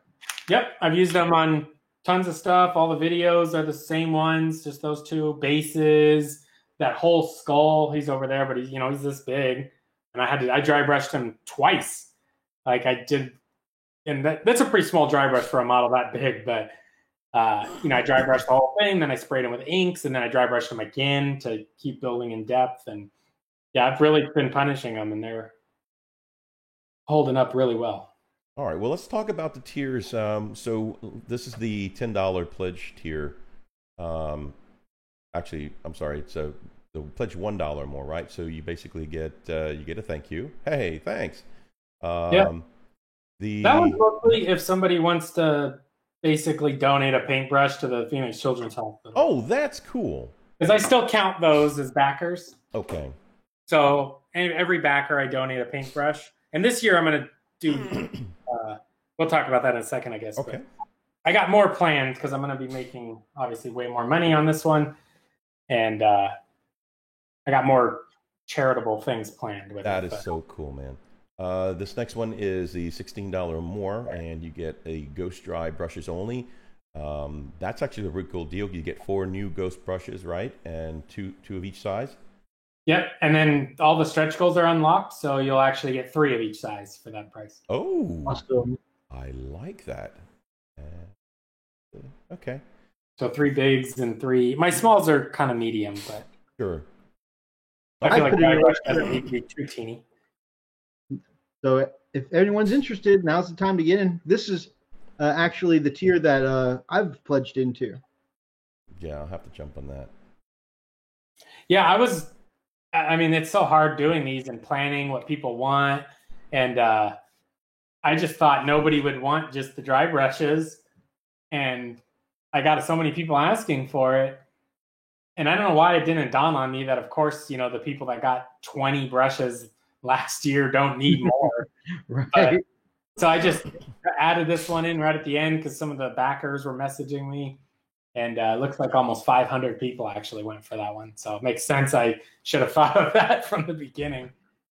See that? Let me see. Let me go back up here because one of the questions are when does it end? So it's got 6 days to go. Okay. So it'll end I think it ends next Friday afternoon or something. Okay, there you go, Zane. All right, the next one is pledge $40 or more. It's the full Ghost Brush range. Backers will receive the full 10 Ghost Brush sets. Brush materials and sizes were designed specifically, blah, blah, blah, blah. 8 different size rounds and 2 different size dry brushes. Yeah, so this one, because of the stretch goals, you'll get 2 full sets, so it's 20 paintbrushes. Wow, that's... So 16 rounds and 4 dry brushes. You cannot get a better deal, honestly, if you went and got them out yourself. That's actually really good. Yeah, so you're looking at about $2 a brush and then shipping. Unfortunately, I don't know how people do international shipping cheap. Some people message me ideas about it. And when I look into it, it really seems like they think they're getting it cheap, but they're just paying that cost in the cost of the item. Right.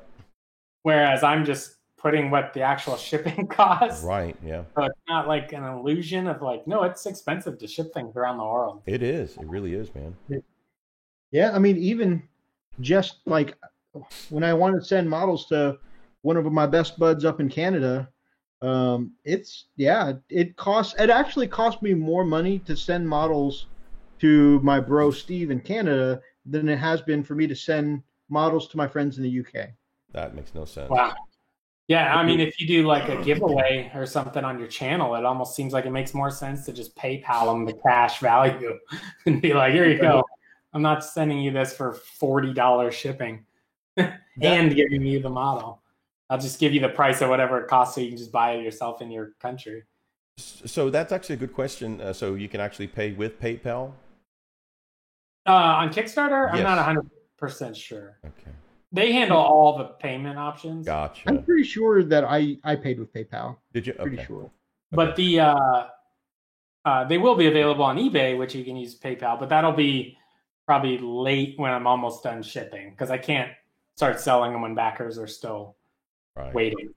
Makes sense to me. Miniatures Paintbrush. Good evening, my brother. Howdy. Also, if there's no late pledge manager or whatever, there's no pledge manager or any way to make a late pledge. So if somebody wanted to do something like that, like message me after the thing, I could just handle it through PayPal for you. Okay, We can great. handle it that way because I don't have like a credit card machine or nothing. Swipe. Yeah. Awesome. Okay. Let's see. $60, right? So you get 2 of every ghost brush, double the fun, 20 brushes. No. So that's 30 with the stretch goals. Holy cow. Now, this is the one that caught my eye. I thought it was pretty cool. You get the Swamp Troll Hunter. It's pledged $75 and boom, get the unique Swamp Troll miniature from your Kickstarter. That's pretty awesome. And these guys, this one just to help, because the guy that designs the models for me, he's so cool that he works with me. So just for, help push this pledge level, these will be the first ones I ship out. Nice. So it'll be the 30 paintbrushes plus the resin Swamp Troll. Now, this is the one you just painted up, right? With the crawfish. Yeah, you go. Yep, that's the exact one. That's so cool. So cool. First pledge being shipped. Very nice. All right. It's fun working with a sculptor because you're like, he's sending you his like renders and you're like, oh, can you do, let's make bigger teeth or whatever. I don't know how to use the programs, right. But he's like, yeah, I can do that. And he like cranks it out real quick. That's cool. It's fun just to kind of see your idea. I mean, I originally sent him artwork of like Swamp Thing and any kind of swamp monsters I could find on Google Images just to give him an idea of what was in my head. That's awesome. All right, you pledge $75 or more, and you get 3 ghostly sets. So tell me about this kit here. So this one ends up being 40 brushes, so 4 of each. And actually almost 100 people have already wanted that many.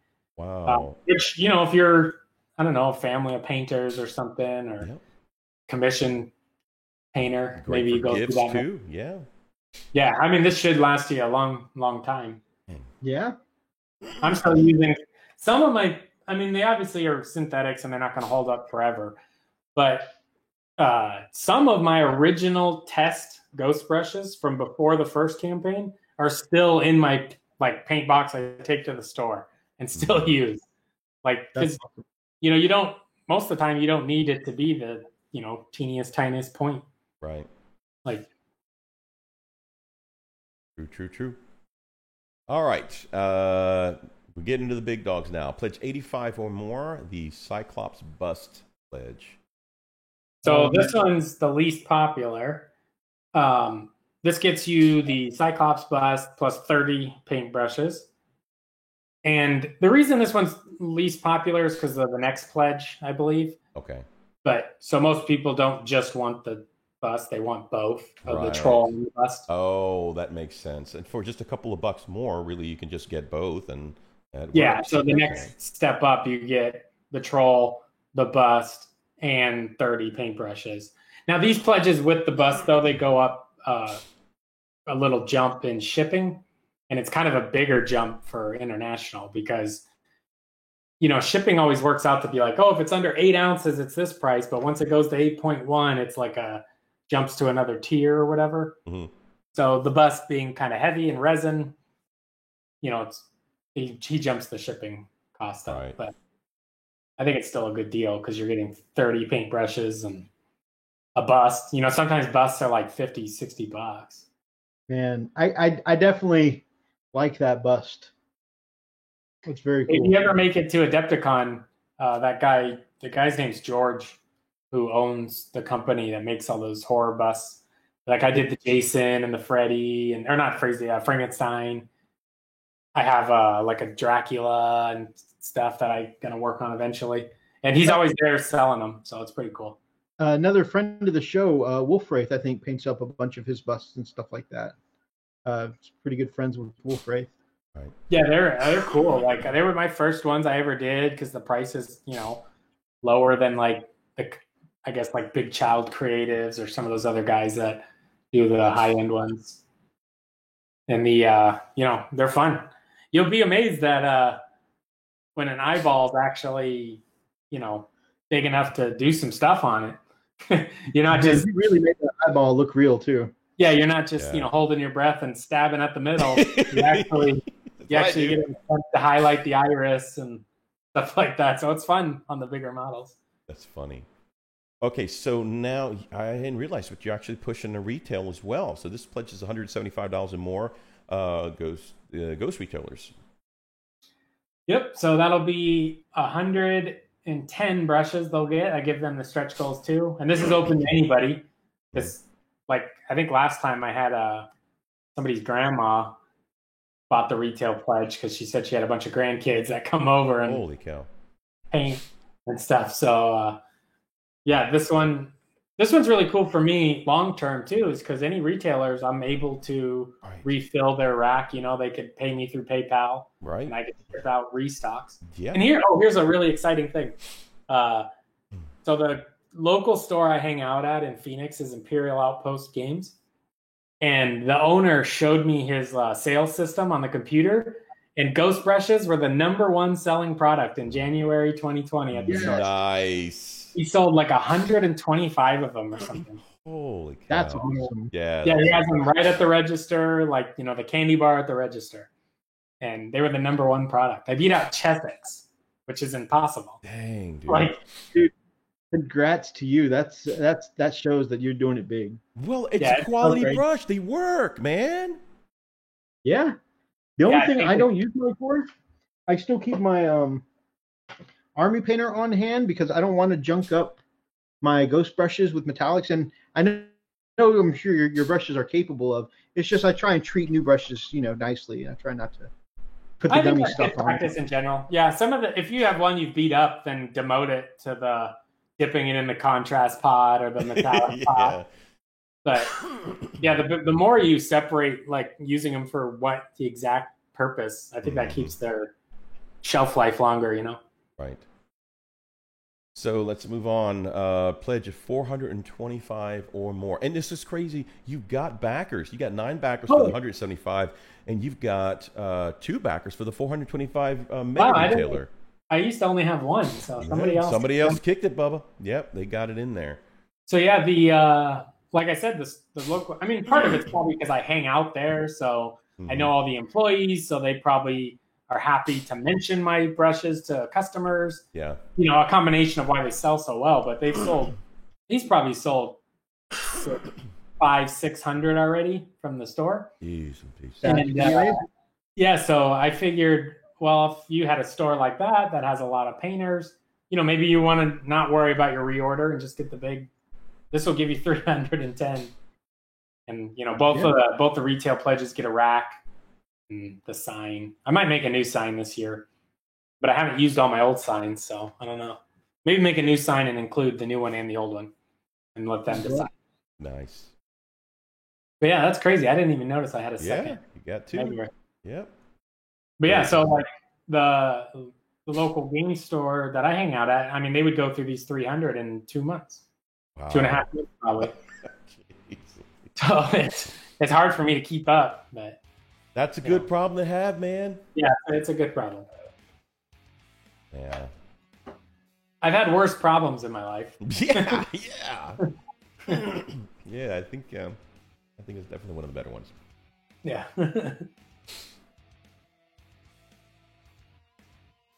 Dude, I'm really, really stoked for you. That's really super impressive. So it's been a pretty good year for you, financially. So when did you first release your first Ghost Brush? When did that? It was January 2019. So it's been a full year of, being part of that entrepreneur life, huh? Yep. I guess, well, the first time it's real, right? Like when I worked in Vegas, I was a 1099 club promoter, so we kind of had a lot of freedom to figure out how we wanted to promote, but we still worked for the nightclubs. But Right. this is the first time I ever really did anything like this, unless you count like YouTube, which I do treat my YouTube. I do treat YouTube partially as like a potential, business in the future. One day, maybe. I think everybody kind of does. Yeah, I mean, I mean, the minute Freak and I made a dime on it, we were like, oh, we should probably like start documenting this, start treating it a little more, A business, yep. a little more like a business. One thing that's really insane is I only had like 700 or 800 backers on the first campaign, or I mean, subscribers on YouTube. Right. So the only people I could tell, basically, like, was the 700 or 800 people that subscribed, and really I'm getting, maybe 50, 60 views a video, 100 views a video. Right. So it's just crazy that it blew up the first time, and then even now this time. Now after, I think there's a snowball effect on Kickstarter because I get these updates that all these people are like following me all the time, my Kickstarter profile. So if I go to like activity, it'll say like, so-and-so follows you, so-and-so follows you, and it's telling me. So after the first one, when I launch the second one, I assume those followers get updated or some kind of email or something maybe. Mm-hmm. I didn't send one, but I assume maybe. And I know I got email. So they can go back and look, and it's just all positive comments, more or less. Another crazy thing from the first Kickstarter, I think I shipped like 27,000 paintbrushes, and I had to replace less than 10. That's awesome. Well, you're putting out a good product, man. Yeah, like the amount of time I sit there and inspect each one is grueling. That's why I listen to so many audiobooks, because I'm, it takes so much time. Mm-hmm. But it was worth it because I didn't have to replace everybody's paintbrushes. So. Well done. Honestly, if your brushes were not of quality, I don't think you would have gotten the the reaction or the response that you've gotten now. I mean, I'm honestly, I shoot straight, man. I'll tell you straight out. Those brushes are flat out awesome. They are great. I've never had a problem with curling. I treat them right. I treat all my brushes right. But I find that some of the other brushes that I've gotten, especially in art supply, actual art supply, not like a Hobby Lobby. I'm talking about you go to an actual where it's you buy canvases only and just a high dollar brushes and paints and stuff like that, right? Like Dick Blick or Jerry's Artarama or something. Yeah. And I pay $3, $4, $5 a brush, and I'm like, what a piece of crap! This thing curled on me in only 4 uses. It's like, okay, chunk. I'm just really disappointed. But man, these brushes are just hardy, and they hold their points or their tips really well done, man. Thank you. Yeah, I haven't had. I mean, obviously I'm biased, but I don't think I've had a single one curl on me yet. Although one person's I had to replace, they had a really weird curl that I was like, did you set these like in a vice or a clamp or something? Just set it, face down and. Yeah, but I mean, I replaced them for him, but yeah, it was like. So I mean, I guess it's possible they will, but maybe there's just so few that do. I haven't had it come back to me yet. Mike, you put an explanation for this, or maybe a theory in one of your videos about why this might happen, and that's because you said that artist brushes are usually meant for delicate work. They're being dragged across a canvas. Sure. The canvas is usually pre-wetted and treated in gesso, so it's a nice smooth glide when you're painting it, right? Yeah. However, miniature painters, we flick, we stab, we push it into the corners of the models. We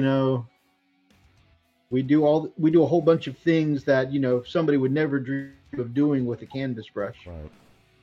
So. Yeah. Well, certainly not before modern art. Now they probably just stab away, but. yeah, true that, man. But I'd never really considered that because like Freak, I used to buy artist brushes. Yep. Master's Touch used to be my go-to brand. Let me see. And I was getting a lot of the same curling issues too. I mean, they still work great. I really like them. I had one Master's Touch brush that would curl into a hook.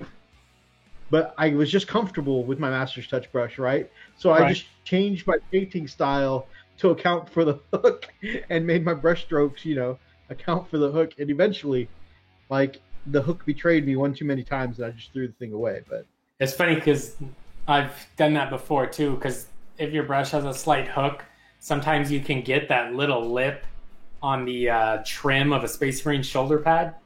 yep, You have there's that little tiny lip that separates the trim from the center piece, and it looks better if you go in and see that little bit of separation. Mm-hmm. Sometimes the hooked brush can kind of get that in one stroke. that's funny. I thought I was the only person to do that. I was like, I must be the only person rolling with this ghetto brush, but I like it. Yeah, sometimes you got to make it work. I remember going to that store, and I was so excited when I came out of there. I was bragging about it. Man, look what this! I got these Princeton Select brushes, and I'm like, I paid a good bit of money for this stuff. I'm like, man, when I started using them, I was like, oh, these are great. Why is it fraying? Why is it fraying? Why is it freaking fraying? And it was horrible. He was so pissed. Oh man, dude, it's just so useless. Man. Let's see. Oh, when Freak was mentioning that, you've got a good product, and of course he's going to shoot straight with you, and he actually, and of course, this was before he had met you, and knew you. I'd given him your product, and he was a little skeptical of these fancy brushes I had bought, but once he started using them, he absolutely loved them. And then what's cool is that it's not just us, our community too. A lot of our viewers have used your brushes, and so it's not just us bragging about your brushes like YouTubers sticking together. Right. Right. A lot of these guys in the chat too know you've got a quality product, Yeah. man. Yeah, they actually Yeah. freaking work. They work. They work. And they clean really well. They clean- really do. They don't stay white forever, but It's fine, but honestly, look, I'm telling you, man. I use the soap in the little round container, or whatever. Yeah. And yeah, I'll dab it and clean it, and it comes out, man. I'm like, look at this, and the tip's still sharp, like so cool. Yep, I'll lock it away. yeah, one thing I think because a lot of people praise the brushes too, which of course is good. Some people get the idea that I'm competing with Winsor Newton Series 7 or the Da Vinci. I'm like, no, I'm just trying to be your favorite workhorse little guy. Right. You still might, want the high-end brush for those, reflections in the eye or whatever. Right. Okay, bye. Love you.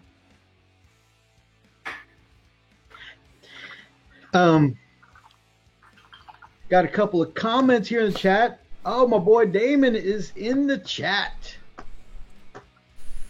You guys saw a picture of him a couple weeks ago. Recently started Necrons. So of course, I have to point him over to Edic Beer 40K's channel. Does Edic Beer play Necrons? I can't remember. Oh my God. It's funny. It's like, really, bro? really, bro? Brother Rob accidentally bought a whole bunch of Slaves to Darkness. Start collecting. Accidentally, of course. Oops, he did it. Zane says, I've treated my ghost brushes like crap and they have lasted this long, so he's happy. Perfect. That's what I like to hear. Brother Rob says he's going to go work on a tutorial, but good luck with the Kickstarter. Thank you. Thank Yeah, you. I love how Rob says, yeah, man, I accidentally picked up. I can imagine him running to the store, just, oh, man, I got to use your phone. Oh, God, he trips, he falls, and he falls on a rack, and just the kit just falls in his hand, and somehow some jerk put some glue on it. So now it's stuck to his hand. He's like, oh, this is stuck to my hand. How do I get it off? Right? And of course, the store owner's like, oh, you're going to have to pay for that, pal. You can't walk out of here. Oh, well, okay then. And he paid for it. He walked out. I can't believe I had to buy this on accident. So I'm sure he's pretty upset about it right now. So And that's exactly how it happened. that's how it happened. Gamecraft Dragon says, well, I've discussed with my channel co-host, and we're dipping into our Patreon funds to pledge your Kickstarter. That's awesome. Hey, thank you so much. Mini War Mud. If you message me on Kickstarter, I can try to make it special for you, because I try to help out the people that helped me out on YouTube and everything. So, but if I have no idea what your Kickstarter name is unless you message me. That's so cool, man. When I got my first set of ghost brushes, Redbeard hooked me up on some really cool display resin for my Space Wolves. Yeah, you were like one of the only ones I hooked up because your name's so unique. I was like, I know. He does. I know who this guy is. Y'all check that out. That's going to go great with some Space Wolves. Nice. Yeah, like custom rhino doors or something. Celtic kind of scroll work around here and stuff like that. The shield. That's going to go great with some Space Wolves. Just if you're wondering how slow you've been hobbying, you've had that for a year now. Wow, he called you out too. Actually, never mind. It took me a long time to ship, so he probably only had it for. No, man, don't take it back. No. Admittedly, most of my hobby after I got that last year, as far as my own armies, was all White Scars after that. So I haven't gone back to. I know the first thing I'm going to use it on, though, who has been sitting on this pill bottle for exactly as long as I've had those display pieces, is going to be my Terminator captain with my Space Wolves, and my Terminator Wolf Lord to escort around Arjak and his Shield brothers. Oh, nice. Like use it for some cool basing material? Yep. Nice. Yep. So I'm still going to go with I plan on using one of those shield walls as a Skyrim kind of feel. So the base is going to be mountainous, like out in the wood, out in the mountains, like in Skyrim. But then that's going to be like a little shrine kind of wall there, like you might see in Skyrim. So cool, yeah, that'd be sweet.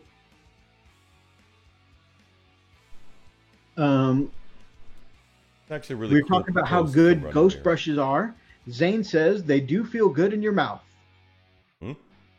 I agree. What just happened? Brush Lickers uniting, baby. Oh, I think you just stepped into Zane's little world. Redbeard Boss says, use YouTube. Redbeard Boss, use your YouTube as a business tool. You need all the write-offs you can get.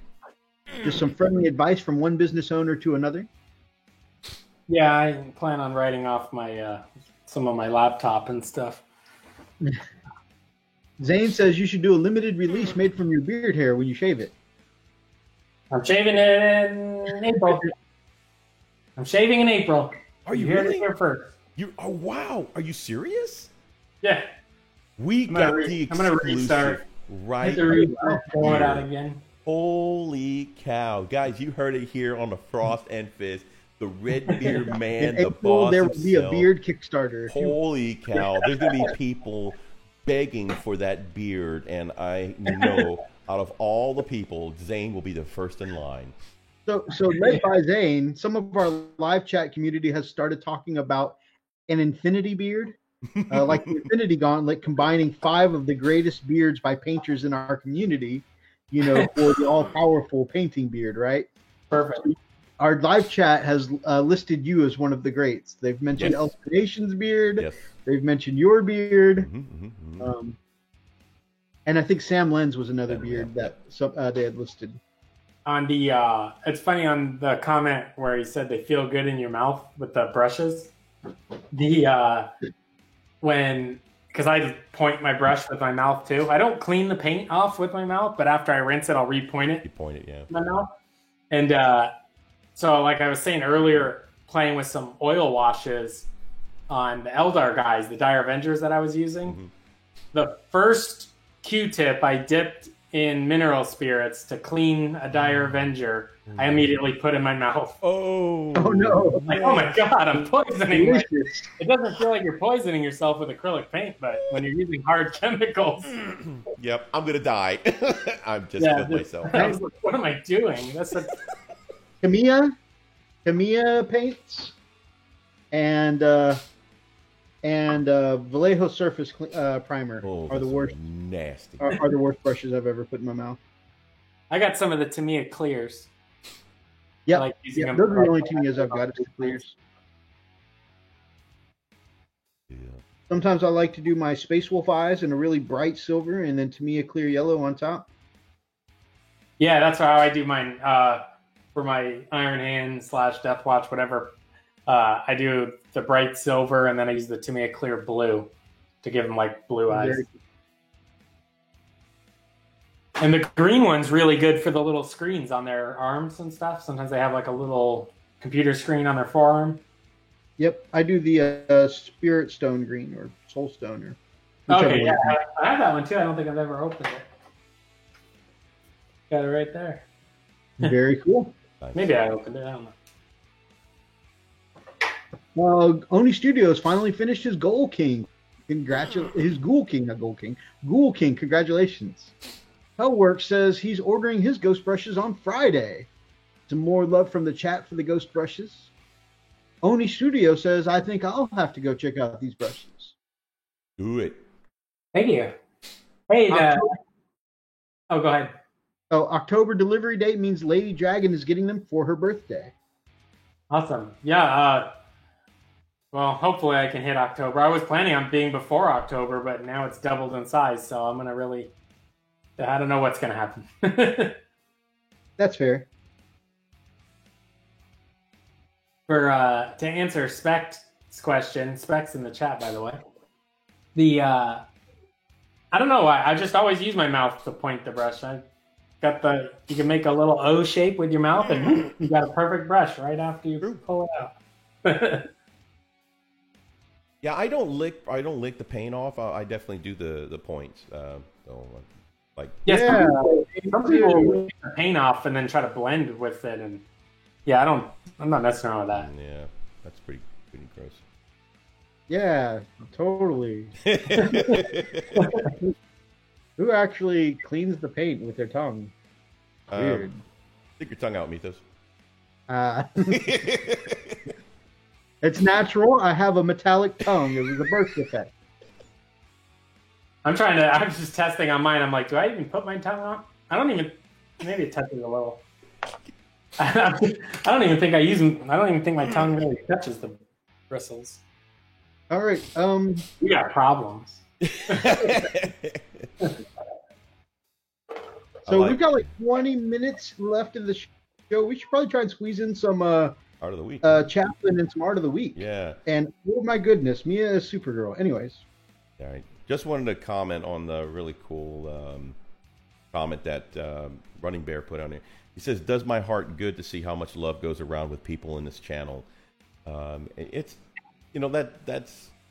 that's awesome to you to say, man. Because honestly, it's not a me show. It's an us show, and we really enjoy it. Matter of fact, Mythos and I were talking about that today at lunch. It was like, one of the things that's unique about this channel is that we're not, here to beat our chest. I personally don't feel that, my head's not that big. It really, I feel like I'm way below par with a lot of greats, and having, wonderful people like Redbeard Boss and some of our other guests, it's just our whole thing is we'd like to promote others, and we get joy from doing that. That's what we do. So. This one always, this is my second time on the show here, but yeah, it always feels more like, it reminds me of Wednesday or a normal Friday night where I'm at the game or painting with some other friends at the store. Like a good hangout. That's exactly what, it's exactly what I told them. It's like, we just feels like just a good old hangout with some friends. You grab your brushes, your miniatures and your paints. You're like, hey, just have a good time, man. Just talk shop, see what's up, what's going on with the crew, and of course, catch up with the drama in the chat. What trouble is Zane causing today? Sometimes throw up a little trouble in the chat. Clay Dog says he doesn't put brushes in his mouth because he knows where his mouth has been. Okay, it's fair. That's fair. Good morning, by the way, Spec, my brother. Good to see you, my man. Dang it. I'm sorry we cut into your sleep. Yeah. Gamecraft Dragon says, Art! I'm protesting your 15 Poxwalkers, by the way. Oh, Spec, don't forget, we're doing our Friends of UK thing tomorrow, so 4 o'clock your time, Bubba. All right. Well, for those over in the UK right now, it's actually 4 p.m. later today. Oh, it's Saturday. It's Saturday. All right. So, heading over, we're finally caught up into the 4 a.m. 4 p.m. Nope. Protesting. 16. The chat turned into a foot fetish thing. That happens every week. That's that is a thing. It's a thing. All right, moving on. As I'm telling you, Redbeard, I'm telling you, dude, this happens every freaking night. We intentionally. Zane likes feet. He should watch a Quentin Tarantino movie. Right? I was just telling my daughter about Pulp Fiction. Isn't there a scene in From Dusk Till Dawn? Yes. With that. And all of them, all the Quentin Tarantino movies. He loves feet. That guy's a feet fanatic. Yep. I didn't know that. But then again, I don't watch very many Tarantino movies. In Death Proof, when that girl's sleeping in the car, and Kurt Russell's like sniffing her feet that are hanging out the window and licks her toe, just creeping on her in the parking lot. Wow. Yeah. Do the creep. Yeah. All right. So you want to do a piece of art first, or you want to do the Good Chaplain? You let me know, my bro. Whichever. I'm ready for either one. Man, after seeing Big D there, who's beating me by 301 miles so far, I could use some motivation. I can too. Yep. And I don't know who this mini Warmutt, but he's starting to sound like Brian,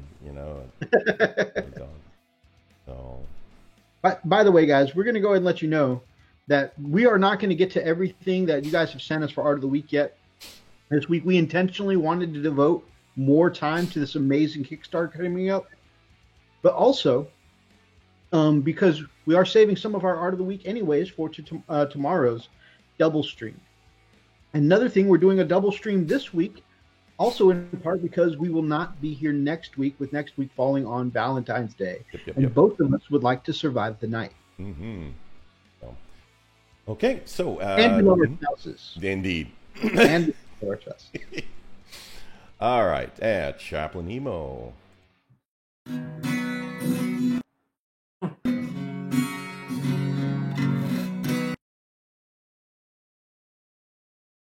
Well, you don't know how to feel, just count on Chaplain Emo and his joy will make you squeal. So when the world is down, you want to scream, just listen to the words of Chaplain Emo.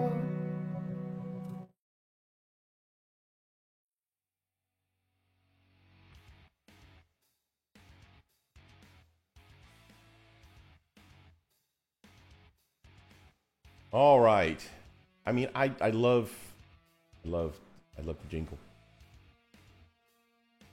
It's just easier to hear it on their end, Redbeard, my man. Yeah. Oh, okay. Yeah. I was like, I didn't get to hear it at all again. I got it the preview though. Yeah. Yep. All right, guys. So,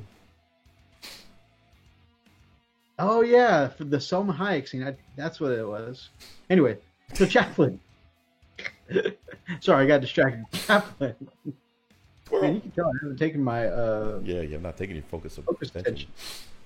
So, currently, the Gamecraft Dragon is painting up so many minis.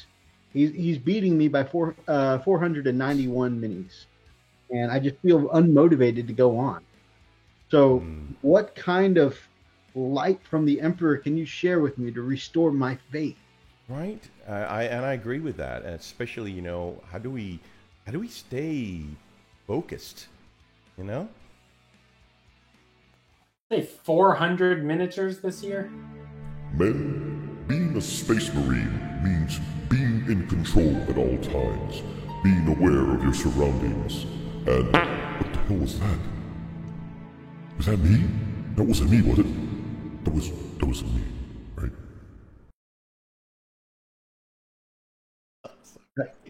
That's definitely some focus in the area around him. What the hell? What happened there? I feel like something. It's not really 400, Redbeard, my man. It's every time I say the number, it gets bigger.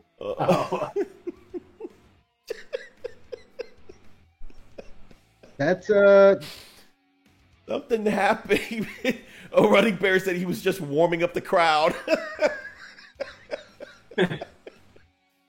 You know what? I feel like Chaplin took away my cares. So I think I think we're good. Oh my gosh. Oh. Maybe he did that on purpose, so that way it would restore my morale because I'm not dwelling on my failure at the moment.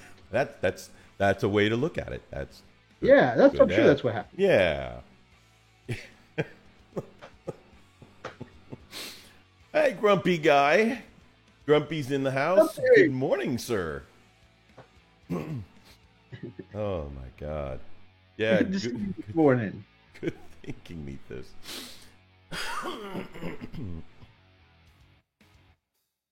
God. Anyways, he's evolved from the foot fetish. Yeah, I think he's moving on. You know, when you get too much of the same fetish, you need something else. Yeah, you gotta break it. You gotta break it down. All right, so art of the week, and then my brother. Art of the week, my brother. All right, let's do it. Oh goodness, we've got so much art. All right, let me get some of the good stuff.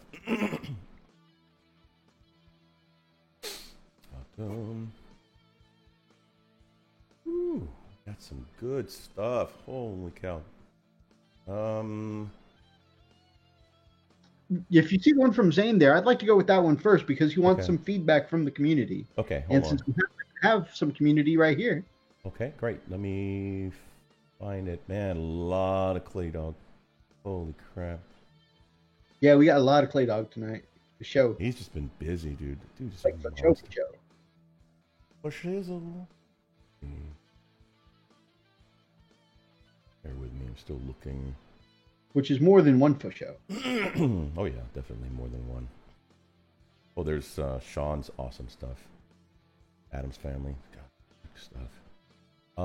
Is it this one without any?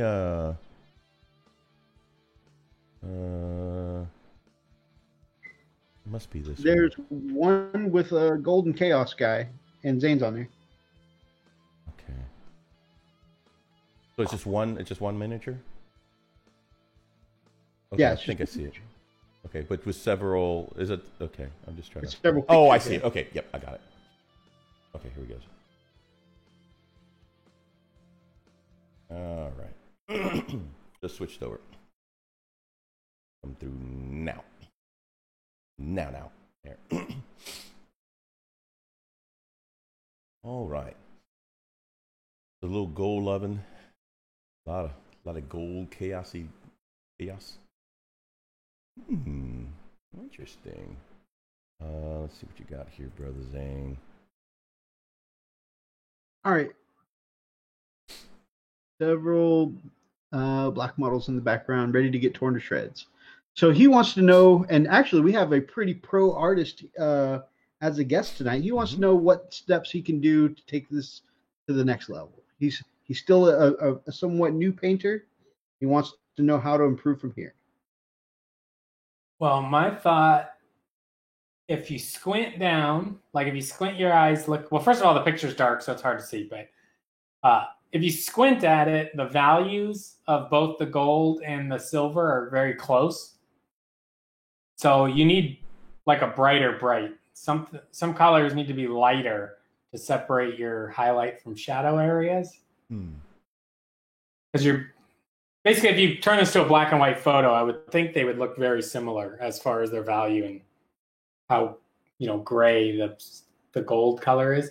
Right. But I think it's a really good scheme. Maybe if you just popped out some pop colors with like the cords around his neck, or maybe highlighted like the top of the gun barrel, and you could just almost do that with a quick little dry brush of a brighter silver on it.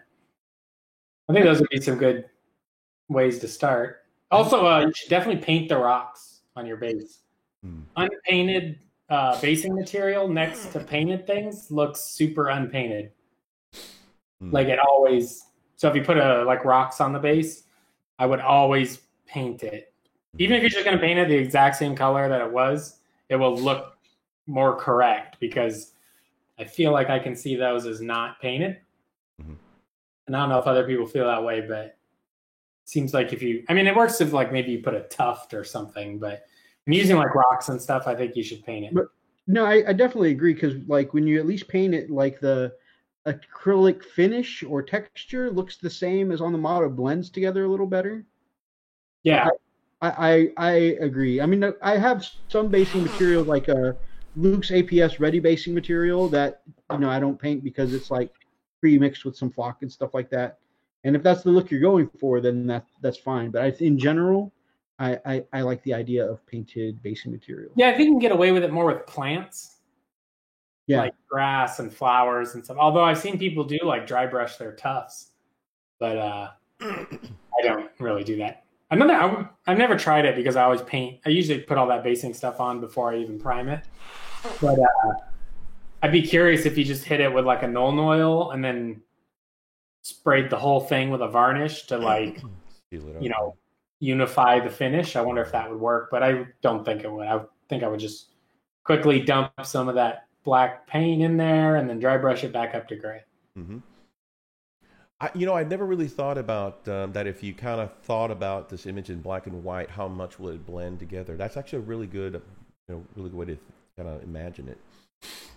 Yeah, the way you can kind of trick your brain into seeing it is if you just squint at something. Right. And you'll quickly be able to see if something's much brighter, because that'll be about the only thing you really make out when you're squinting. Right. And I do like making out. What? What? That's for the Saturday UK show. That's the after party for our Chippendale show. Yeah. Right. Dang it! I forgot my bow tie. Yeah. We got to earn those extra tips somehow. Yep. Campaign room. God, I hope my boss isn't watching. One day he'll figure it out. Oh, I found it. What the hell? Yeah, I think if this model was just if just the silver was hit with like a little dry brush of a next step up of silver, I think that would be a lot. And then, I feel like he has a red eye that could be redder. Maybe do a second coat on that. You know what? That's a really good point. So, I think the gold, if it were brighter, might start going into gaudy territory. So I think you're right. The silver would be the best upgrade there, a brighter silver. And I would, like Redbeard is saying, I wouldn't go like the brightest silver everywhere. I would save the brighter silver for your higher value areas. Yeah, like along the top of the gun, maybe the top of the backpack, top of the helmet, and the collar, and then not even on the legs at all. So a really good point here is could stick with the rocks, because Zane says he's not a fan with the rocks either, but he's stuck with them. Spec has some really good techniques for that. You could do the rocks, you could do the Nuln Oil in between the rocks to help, unify them a little. But then Spec does things like simple, Italian seasonings for, flocking, or even if you did actual flocking on top of the rocks, scattered kind of amongst the rocks, stuff like that would help, unify the piece too. And Spec's got some great tutorials for that. You could go check out over on his channel. And I'm still in the camp. If you use rocks or anything on the base, you got to paint it. Right. True. I feel like your eye can just see it. Like it just stands out immediately. Right. And you're absolutely right. I just meant like if one were to take a shortcut, because you mentioned the hitting it with Nuln Oil and You don't actually contrast. earlier, huh? Contrast paint might be the way to go too. Oh yeah. Instead of Nuln Oil, because it would tint it a lot more, and maybe it would leave some of the highlights. I don't know. Something like that. Or an ink. I don't know. I just like painted bases. I can agree there. Awesome. All right, let's move on.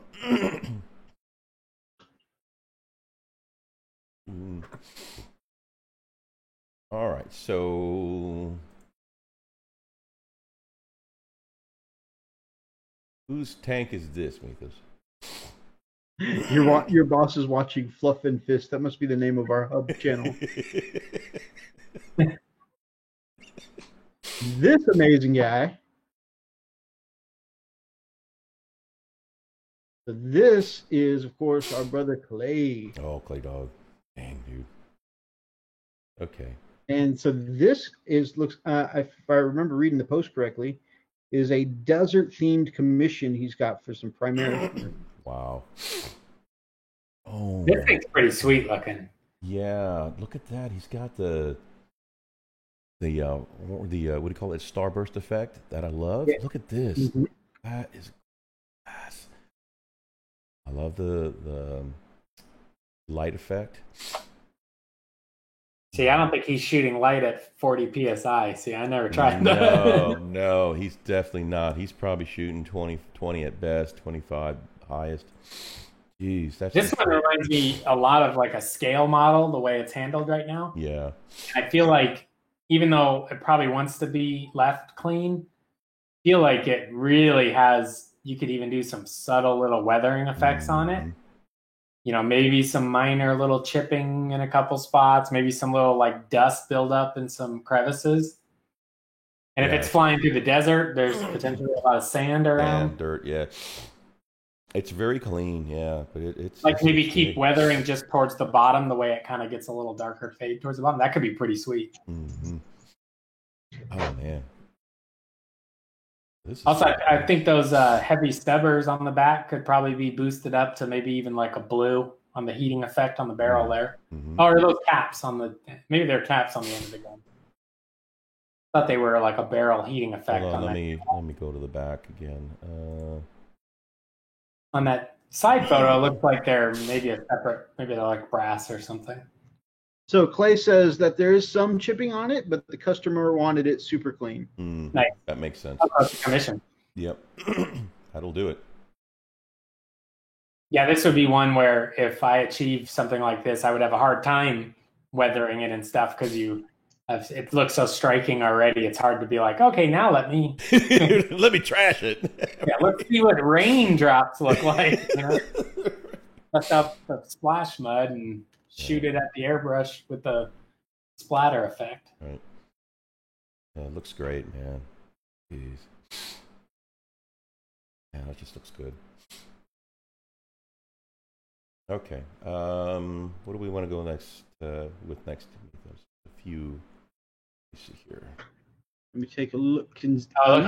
Clay wanted to damage it up. Yeah. It looks like that yellow, I mean, it just looks like it's ready to have some dark brown chipping popping out. Let's do some of Sean's stuff. Yep, and doing it now. Aggressor. So this is one of he's Adam's. Was it Adam's Family? Adam's Family painting. Painting, yeah. Absolutely love this. This is a really gorgeous piece he did on this salamander. And okay, first of all, I am a huge fan of lava bases, and he made this work, and it wasn't overdone. How he made the rocks look like they're glowing, you know, with a heat effect, that just looks great. One thing I think that's pretty cool, I'm sure this is intentional, but it looks to me like the sides of the lava rocks, like if you look at the rocks right now on the back view, they're like this purple color that matches the back of his cape on those scales, which also matches the hammer handle. Yep. And then also looks like it matches the tip of the fire. So it really, that color looks like it goes from top to bottom, just popping through every little, it kind of brings your eye up and down, and it looks like it all belongs in the same environment. Here's a better look still. I bet that purple is Voluptuous Pink from Contrast Paint. Or the other one, Magos Purple. Oh my god. That looks like Voluptuous Pink. And that's a cool skin tone too for the dark black skin. Yeah, I did, and I think he actually painted the yeah, he did. He painted the flames on the tabard there. And just I mean, like there's the really eye-catching stuff, like the flame effect, the basing, the fire from the top. All those are extremely eye-catching. The way he managed to do that, charcoal colored skin that salamanders have, without, sometimes when I see salamanders painted, it looks like, shiny black paint, right? Right. No, I think he's done a really good job here making it, charcoal colored ebony skin, And no contrast paints. He said this is all straight up, all hand painted. This is gorgeous, and the flames are done by hand as well.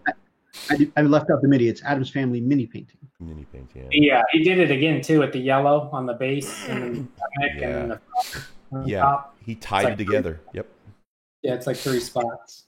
Yeah, just oh my gosh, I love doing flames, man. That's kind of one of my favorite things. When I started doing what do you call it, salamanders, I had a huge commission. God, I got so tired of that. But it really, it had me to really step up my game when I was doing flame work and fire and stuff. So this definitely looks gorgeous. One thing that looks possible, I mean, I don't know, it looks great, but I just like thinking about potential things to do. Seems like the tip of the flamethrower could be even more interesting. Like sooted? Yeah, either sooted to maybe tie back into his skin tone, or maybe hit it with some yellow to put that color over there or something. I don't know, something about it looks like it hasn't, or, it looks good. Everything looks good. But it does feel like there could be even one. Maybe some blue metal heat to contrast against all the yellow in the flames. Yeah. Well, I don't know, though, because that would be the first time you would put blue on the model. So then that would really be like, hey, what's this blue doing up here? Maybe, well, yeah, you're right. The thing I want to point out is the fact that, amazing work with the highlights. Great job with the shading. It's very well done. You can see the highlights top down. And of course the shading right underneath the knees, more towards the center of the, like say around the lower portion of the leg. Great work with the highlighting on the smaller pieces, these trinkets here underneath the chain. Really that's cool. Let's see what else. I love that he's wearing a little tiny hammer, like a little bottle opener hanger. Right? That's for drinking later. Yeah. When he eats pistachios. Right? I smash. Okay. This is actually cool. I'm just noticing this, kind of looking at it a little clearer. So he did a great edge highlighting, and he went with like a yellow. That's really good. That tied it up. That looks really good. Yeah, it looks great. Yeah, okay. I'll have to think about that next time. Kind of green to yellow as a highlight. Here's another piece that he did I think was really cool. I think we talked about it earlier. And I think both Running Bear and myself, we have to agree. I'm sorry, Redbeard and Redbeard Boston and myself, that we have to agree that this guy ate the Green Goblin. He just ate him. Yeah, for sure. Yep. He just snacked on him like, all right, what's next? Somebody busted out the Uhu glue or whatever it's called. I always love Venom. He's one of my favorite characters in Spider-Man. And even as a kid, there was a Spider-Man game called Maximum Carnage. And some of the levels you were able to play as Venom, and that was always my favorite level. Those were always on Sega Genesis? Huh? Was that on Sega? Yeah, Sega Genesis. Yeah, I think I played that one. Spider-Man's my dude. Spider-Man and Nightcrawler. Those are my guys. That's awesome. Yeah, this is great, man. Freaking awesome. Need to go to work. Have fun, guys. Good night, Grumpy, my brother. Okay. Running Bear says the yellow edge highlighting also ties in with the inside of the cape. Talking back about the salamander. Spect would use the hot glue trick for fire. So we can go to that desert chaplain, the yellow chaplain. Oh, yeah. Let me go to that. Okay, let me show this real quick. Oh, this is from Oni. From Oni Studios. This is a piece that he actually entered in the competition and actually won. Yep, that is local GW. Yep, local GW. No base? I think. Or is this still a work in progress shot? Yeah, I think this progress. wasn't the final picture. Yeah, no, he. Oh yeah. Here, this is what he was showing us. Yeah, when he was on the show. Yeah, this is actually pretty cool. Oh, that's awesome there. Right? The runes. Yeah. Insane, dude. And then just a really great work on the detail work. Yeah, I think he had to do just the basing and then something else from the time he got off the show with us before we put him in the competition, which I want to say was like the next day or something. Oh, he's like, my bad. Tough, man. Oh, Spect asked if this was the base show. No, I feel like that's how. But if they're not based, it just seems like they're not done. Oh my god. Basing's like the picture frame. Got to put it in this little world. Yeah, let's go to that chaplain. That guy looks sweet. Okay. So this is part of the same desert based or desert themed Primaris commission, also from Brother Clayton.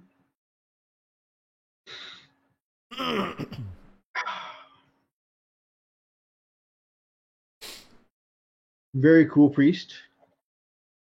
I mean, Psyker. What's his name? The Phobos Psyker. Phobos yeah, Psyker. here's the chaplain. There's the chaplain. Got the weathering on the cape here. That's sweet. Very cool.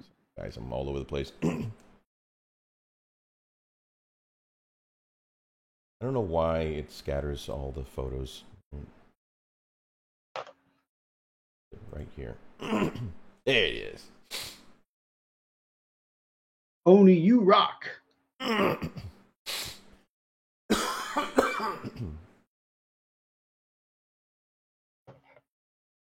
Yeah, that's cool. Yeah. Although I'm gonna have to say, I think that rock he's standing on needs a driver. You happen to know where he could get one of those? Yeah, I could hook you up with a nice Ghost dry brush to put a little bit of gray or brown on that rock. Oh my god! The love the weathering on the coat, though. That's so cool. Yeah, absolutely. I like you could see the brush marks on the purity seals or whatever they're called. The ribbons hanging from his chest. Yeah. Mm-hmm. I always like doing that, where you just always paint every color in the same direction, and then it just kind of naturally shows the lines when you're done. I also really like the purple handle on the pimp stick. Like, I wouldn't have thought to put purple with a desert theme, but it like LSU colors, it pops. I like it. Well, yeah, purple and yellow are contrasting color, complementary colors. Interesting. Yeah. Yeah, purple. The pimp stick matches his Cadillac Repulsor with the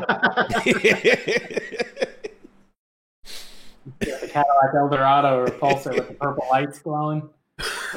See me rolling. Hey, hey. He's hanging out at the Greyhound bus station looking for runaway. Oh my god. I lived in Vegas, so I've been around people with pimp sticks. That's I was fair. friends with a guy named Pretty Pretty Tony. What the hell? Oh my god. Hey, you guys sing Pretty? It just, I don't know why, but it just sounds something straight out of Bob's Burger. Bob. Oh my god. Oh, hey, there's Snowflake or Marshmallow. I need to stop watching that show. Gosh, that show has corrupted my head. I love how you All choke. burgers? What's... Yeah. Oh my gosh. Okay, let me just see if we can get some kind of normality here. All right. So this Phobos captain. Oh, well, nope. Yeah, hang on. Okay, let's get to that. Oh, hey. Hellchild also lived in Vegas from 94 to 98. Nice. Oh, nice. Spec says that Clay has a way with purple that he's not seen many people do. It's not common. It's true, and not many people do purple like that.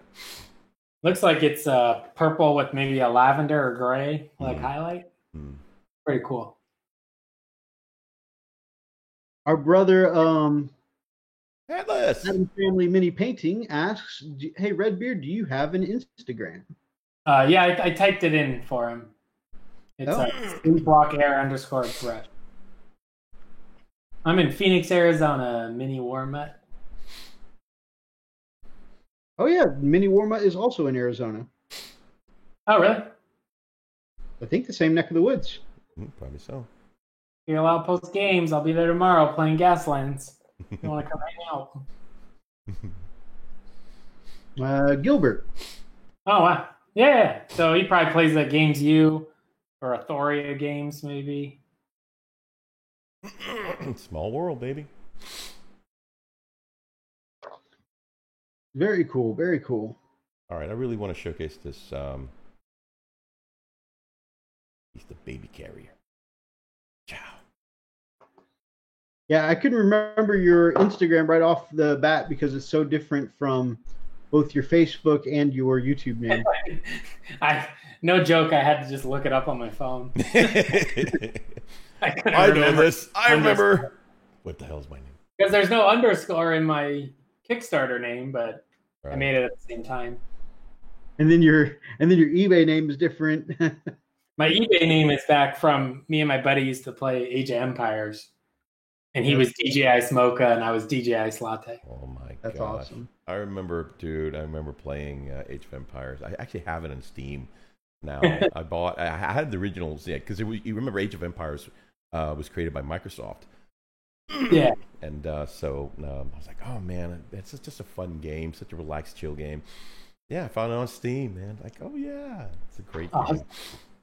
This baby carrier, the war, what's this thing called? The Tactical Warsuit. Warsuit. Yeah.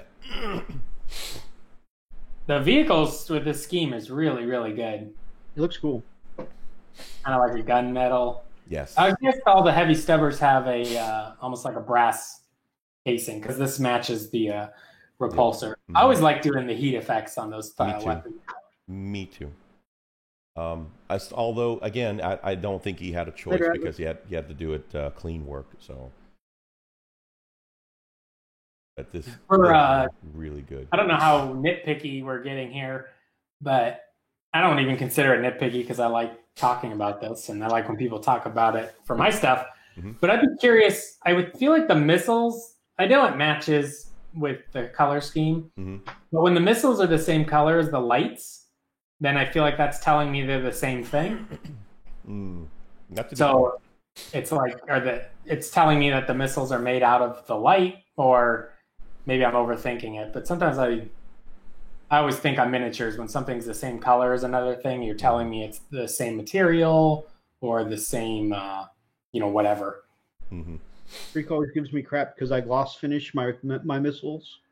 They're like a shiny red. He's like, I've never seen a shiny missile, bro. I'm like, shut up. It's just my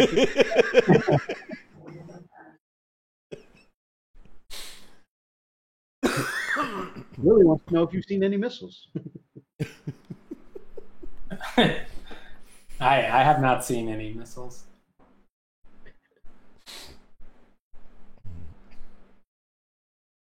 This one too, with the flamethrower arm, I feel like there's some opportunity for heat effects there. But these are really cool. Yeah. I like the subtle. I'll be curious. What did you shade the kind of sand color with? Some kind of like burnt sienna? Oh yeah, because it's definitely multi-tone sand. Well, no, I mean like the armor plating. It's like this kind of sand yellow color with kind of a darker, almost brown shadow. You can see it like on the shoulder pad there. Right, like right here. Yep. Yeah, as it fades down towards his stomach. Yeah. I don't know. When I do stuff, I usually mix my own colors. Like I'll have, I'll use, gosh, what is it? So it's game color. Hold on, let me pull it out. And I mix it with a red, and that gives me that kind of that reddish brown tone. Oh, okay. So, That's cool.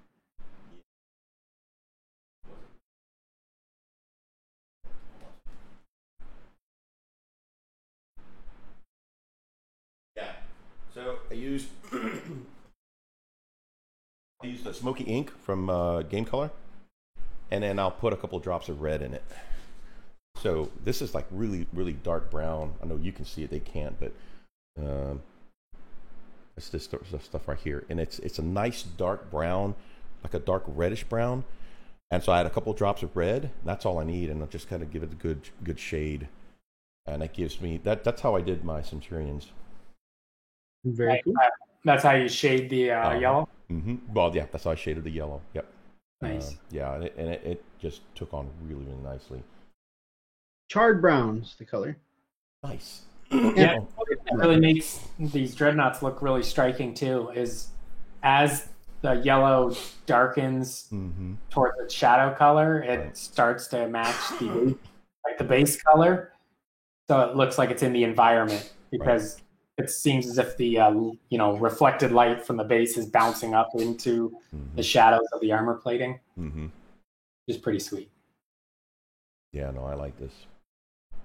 It's a good blend of colors. And he did it, and he made the purple work. I don't know how. Yeah, I think it works really well because the yellow is more like a neutral. It's not, pure Crayola yellow. Right. Oh. Reminds me of the Vallejo model color Iraqi sand, I think it's called. Yeah. These Centurions are gorgeous. Centurions are just amazing. I love Centurions now. This was a 50 model commission. Woo! Holy crap. Big boy commission. Mm-hmm. How long did it take to do that? I got to paint a Raven Guard Centurion army here in a minute. Jeez. For a friend. But I think I'll do it slow, like 3 at a time.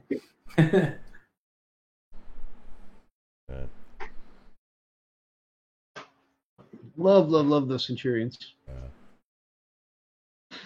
So cool. That color definitely works for them. Wow, 2 weeks is fast. You did it in 2 weeks.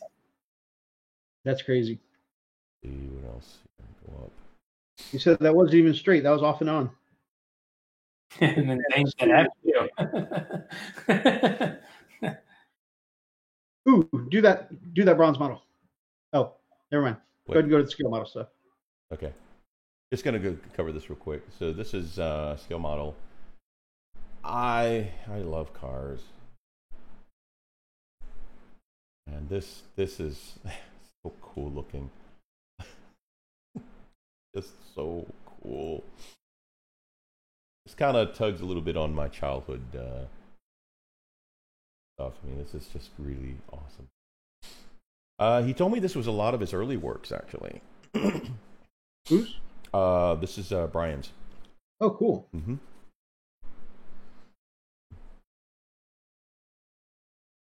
Love what he's done to this.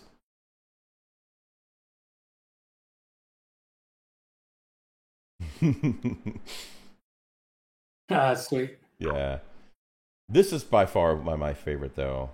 I love this.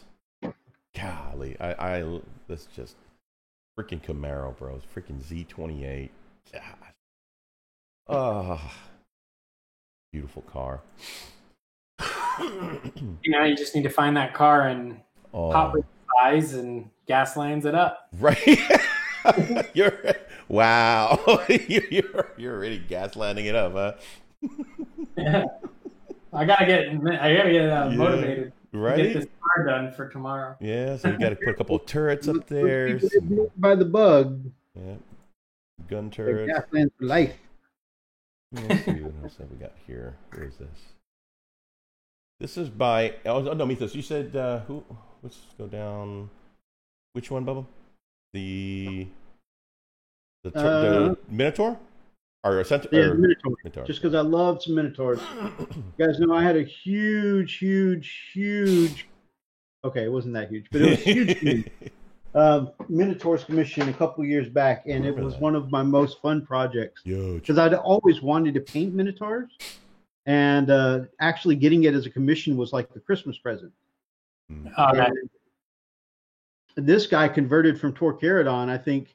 Makes a way. Don't get me wrong. I love Hecaton Icos's model, and no, not Hecaton Icos. I love the leader of the Minotaur model, but he's made of really thin Forge World resin, and his spear bends and droops. Every couple weeks here in Texas. So this guy's just a big, beefy badass to lead the Minotaurs. It makes it. Awesome. It makes it work. By Kings of Asgard Studios. Huh? It's by Kings of Asgard Studios. Kings of Asgard Studios. That's so pimp looking. Yeah, definitely works with the stockier look. Yep. I want to say I've seen that shield on Pop Goes the Monkey, and we were looking at that tactical war suit earlier, and everybody calls it a baby carrier, right? A lot of people don't like the shape of it. So I went and got, because I also, I'm like that roll cage doesn't seem like it offers very much protection. So I went on to Pop Goes the Monkey and ordered me 2 covers for my Invictor Tactical War suits, so that way they have a canopy. And I was really excited to do that because now I'm really into airbrushing reflection effects on canopies. Anyone who's interested in how to do that, you can go check out Freak's tutorial. Yeah, I think that's going to work out really well. I like the fact that it's going to be a canopy on there, That company, Pop Goes the Monkey, they were at LVO, and they had these like Redemptor Dreadnought bits to make it look like your Redemptor Dreadnought was wearing a helmet. What? Oh yeah, I've seen those. Those look really cool. Turns your Redemptor Dreadnought into a giant Space Marine. And it looks so cool. Oh my god! Like the Ultramarine ones has the what are they called? The plume. Like the Mohawk. Yeah. They were so cool. Like just changed the model so much by just altering basically the top of the front plate. Makes your dreadnoughts all mini Megazords. Yeah.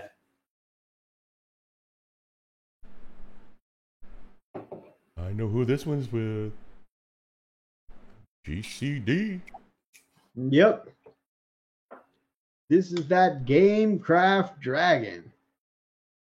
I'm going to put this one up because I like this one and it's Space Wolves and I respect.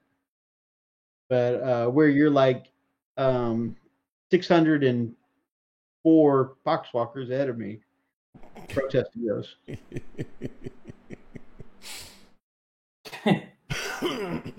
And am I being petty? Probably. Or maybe I'm just saving content for tomorrow's show.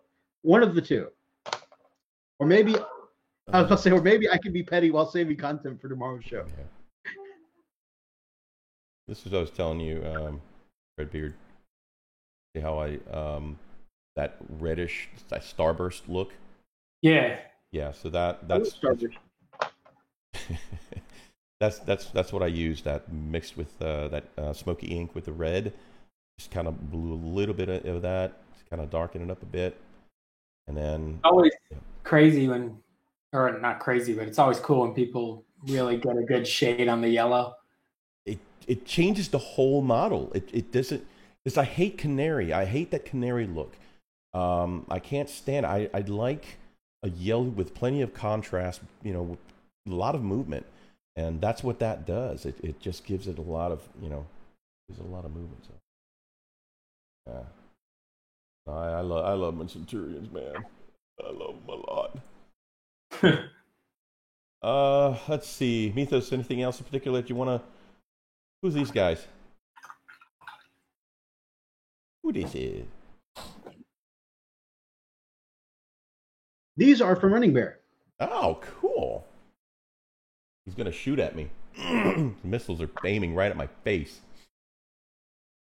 That happens. Wait. What?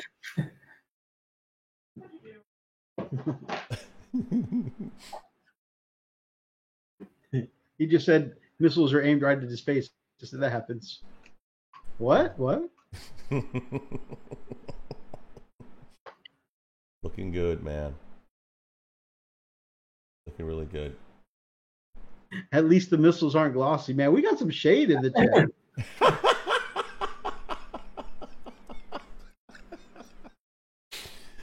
Yeah, they're talking some crap, huh?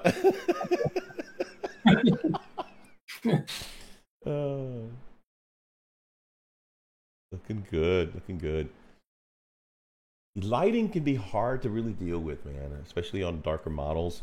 I mean, from what I can tell, it looks good. It's just one thing that I can say that it's just a little tad glossy. Toning it back a little bit will help a little bit, especially for to pull out some of the highlights. But overall, I think it looks great, man. I've always loved aggressors, man.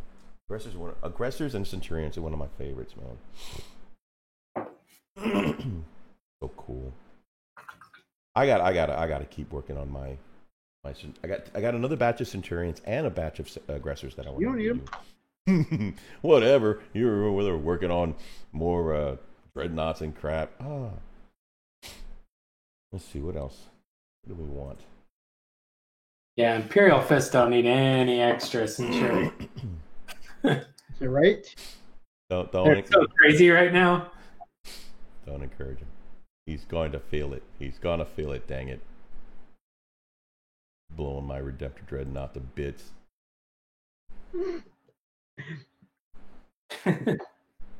To be fair, I did say the words. I know. Do you want to re-roll? Re-roll? I know. Do you want to re-roll them? Like, nah. No, light it. See what happens. Just let it happen.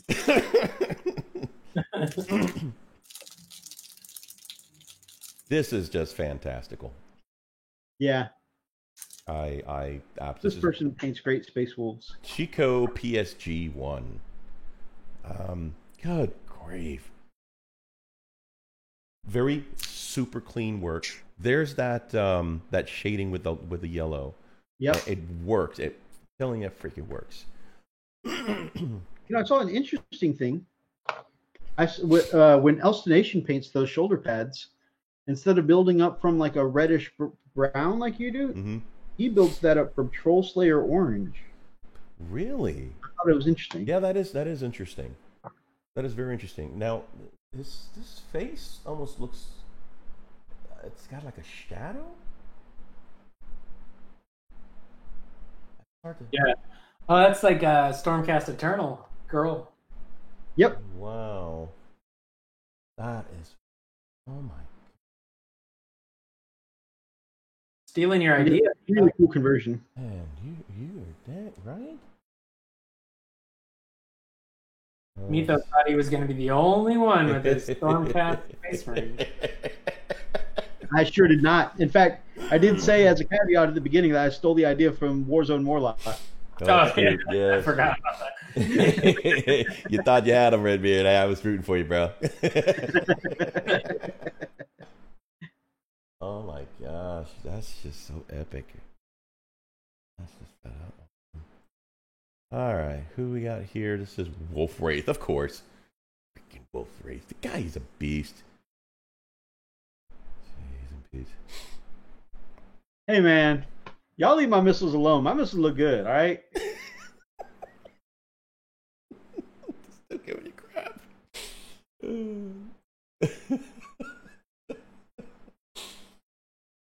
Wolf Wraith, your stuff is always awesome, dude. Yeah, Wolf Wraith stuff is amazing.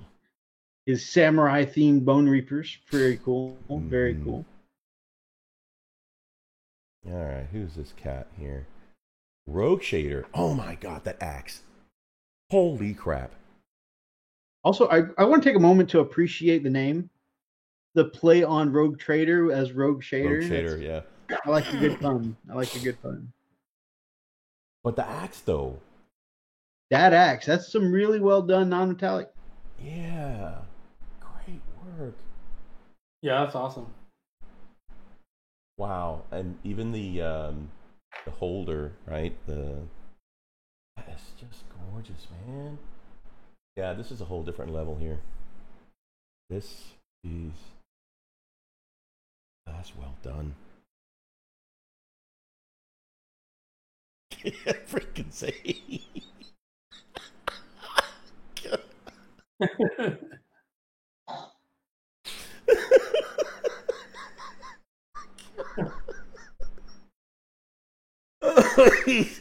Yeah. Where is Archer? Oh my gosh. Ooh. Unapologetic. I think my shiny missiles look good. Well painted models. I feel like.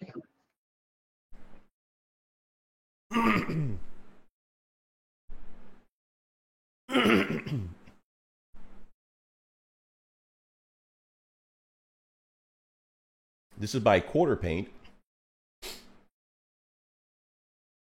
Yeah, figured Brian would get a kick out of that. Of course, this was submitted by Brother Brian.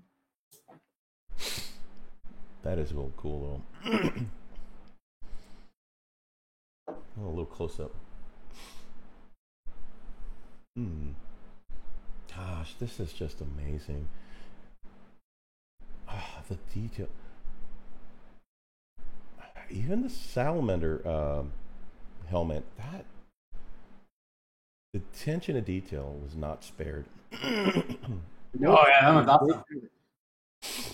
I like the orc skin. So that's a really good, like, realistic orc skin tone there. The tone, yeah. Oh my god. Okay, there's another one that. Yeah, here he goes. Oh man.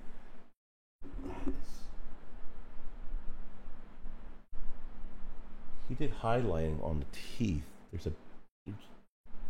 Oh yeah, so do you see like his upper lip, how it almost gets to like a flesh tone? Yeah. That's what I love when orcs have that look. Yeah. It gives them just like a sense of like real life or something. Like you can see the blood in their body or something. Yeah. It makes them they're alive. It makes them alive.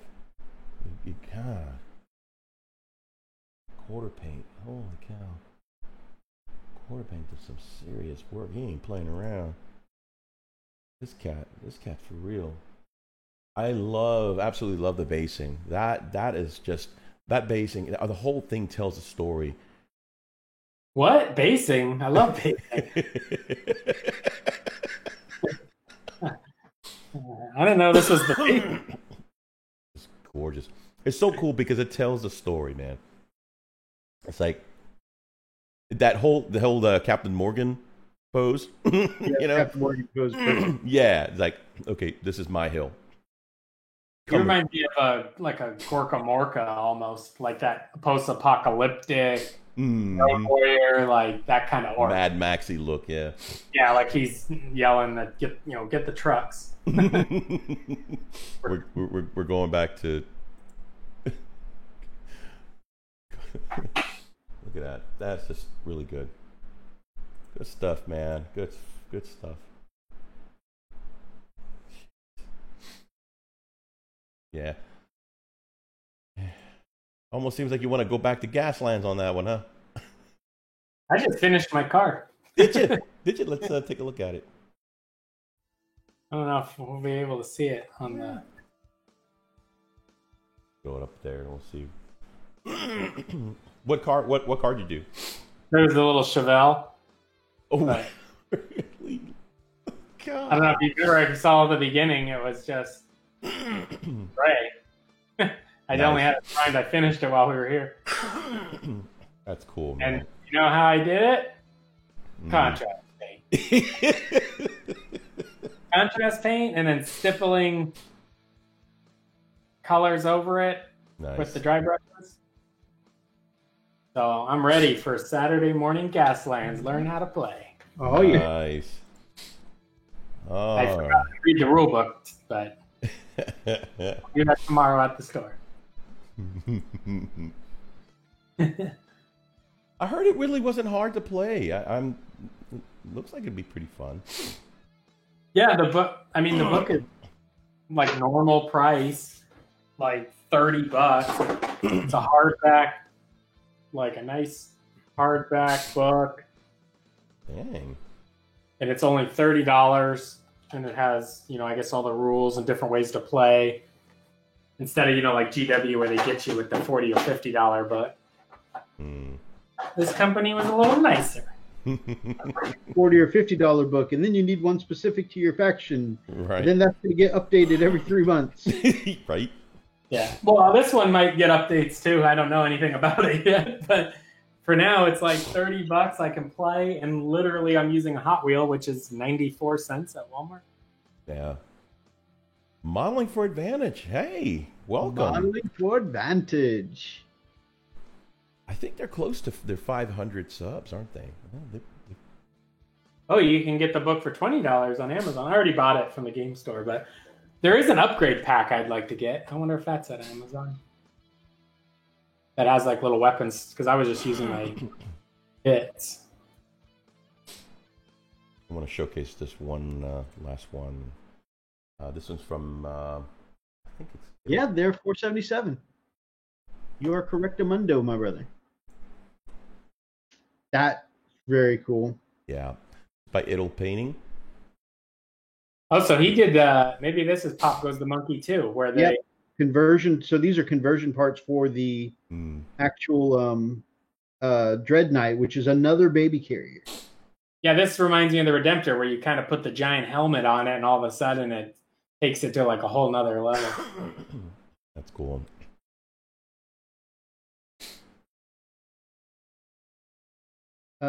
So before we close out for the night, do you mind popping over to Modeling for Advantage? Yep, let's see here. There's no phone ringing in the background over here. What are you talking about?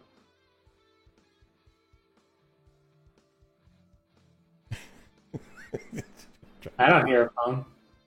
It'll drive you crazy. All right, hold on, Mythos. Let me go to...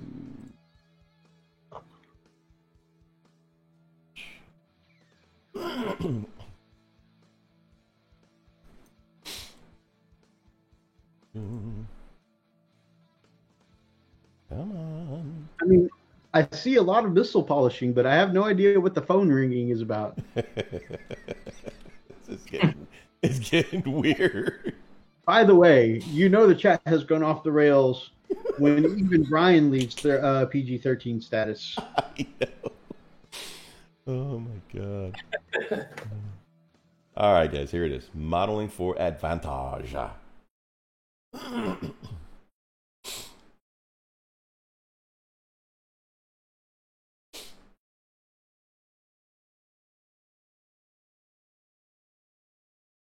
Hello. Sorry. People were telling me to scroll up the chat, so I was trying to. All right, so modeling for advantage, like we said, 477. Now we don't have this many people in the chat right now, but if you haven't checked out modeling for advantage, they've got a lot of cool stuff. And what's really neat is that they've got really great banter and personality, especially like I've been interested in Warcry, so I wanted to check out their Warcry battle report there, and that was fun. And of course, the way they harass each other back and forth, I really enjoy because it reminds me of the way that Freak and I harass each other back and forth during our games. Yeah. Yep. Because it is non-top smack talk until we roll poorly. Yep. And then it's funny because like we have very similar but like opposite reactions. So Freak gets really salty when he starts rolling poorly. Well, describe salty, okay? Because there's different levels of salt. Okay, so like he gets like a bitching level of salty. Sarcastic. I would say bitching. I get sarcastic. Like, yeah, screw everything. The hell with Like it. screw everything. Why am I even rolling dice? Yeah. Yep. All right, so Freak, you know, take your movement. If you move over here, you can get this objective. The hell am I going to go take the objective for? Just so you can freaking kill me off the objective? Is that what you want me to do? You want me to go to that objective just so you can kill me? You enjoy that? I wanted you to score your cards because that's what the game is. I think you can still win this. No. Oh my God. He does the thing where he's being so sarcastic, he'll ask me a question and then answer it before I say anything. Get out of my head, bro. Get out of my head. Get out of my head. So that's the kind of salt that I get. And then I get the quiet salt. Yeah. Right. I'm going to Where describe my happy, smiley demeanor starts to slowly fade off my face. Uh-huh. Yeah. Yeah. So And it's always worst case scenario for me right off the bat. Like, wow, I don't think there's any way I can come back from this in the game now. Like, I can't believe you did all that. Dude, it's still turn one. You lost one bottle. Yeah, there's no way I can come back from this. Let's just go ahead and call it. yeah, right. He's like, Mythos, you still got some other roles to do. I'm like, yeah, okay, I guess. You know what? Roll. You know what? I don't even care anymore. I'm probably not going to make that many saves, so just go ahead and pull the models off the. Yeah, and that's when he starts blowing up my Redemptor Dreadnought. Yeah. Freaking sick, dude. But yeah, no, we definitely talk a lot of crap. And then it's funny because both of us will have very extreme luck, either extremely good or extremely bad. It's always So like we're like roller coasters, especially look if you check out our Knights Clash on a Coffee Table battle report, like our mood just changes back and forth from yay. one of us will be the upset one, then the other one's like it's that one we both agreed was emotionally draining. It was. It really was. It really was. I was worn out when I left.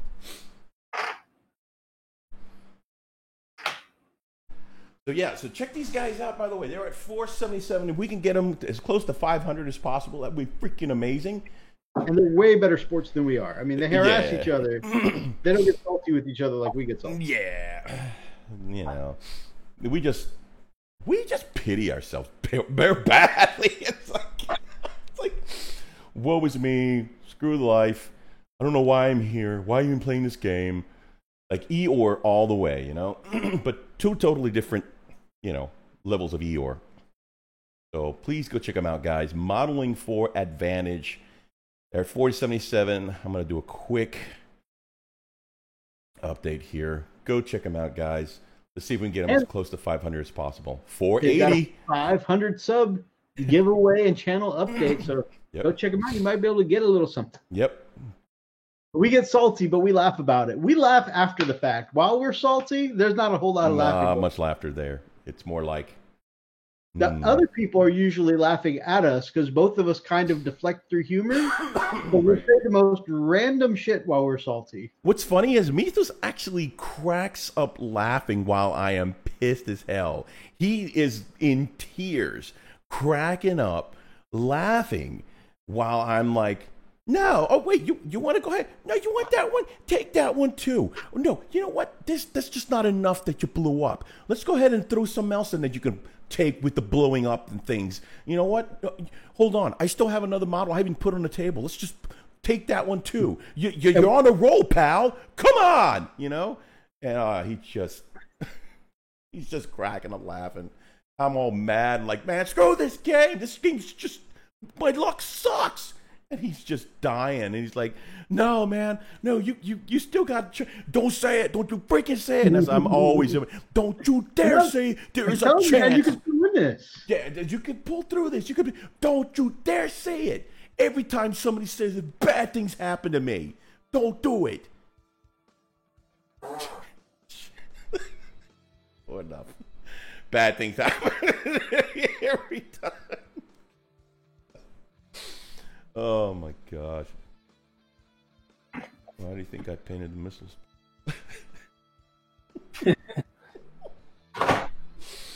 Oh God.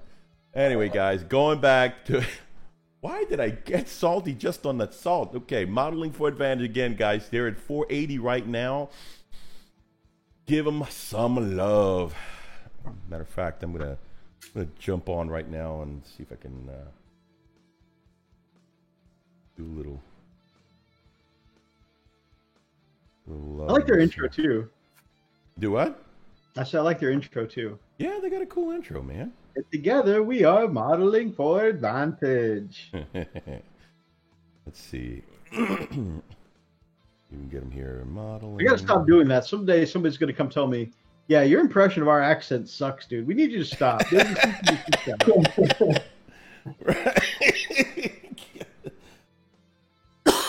They're 41. Okay, we just hit subscribe. There should be a 42 there. Let me switch my account again. Go here and... Very cool, 482. Let's see here. Let me see, modeling.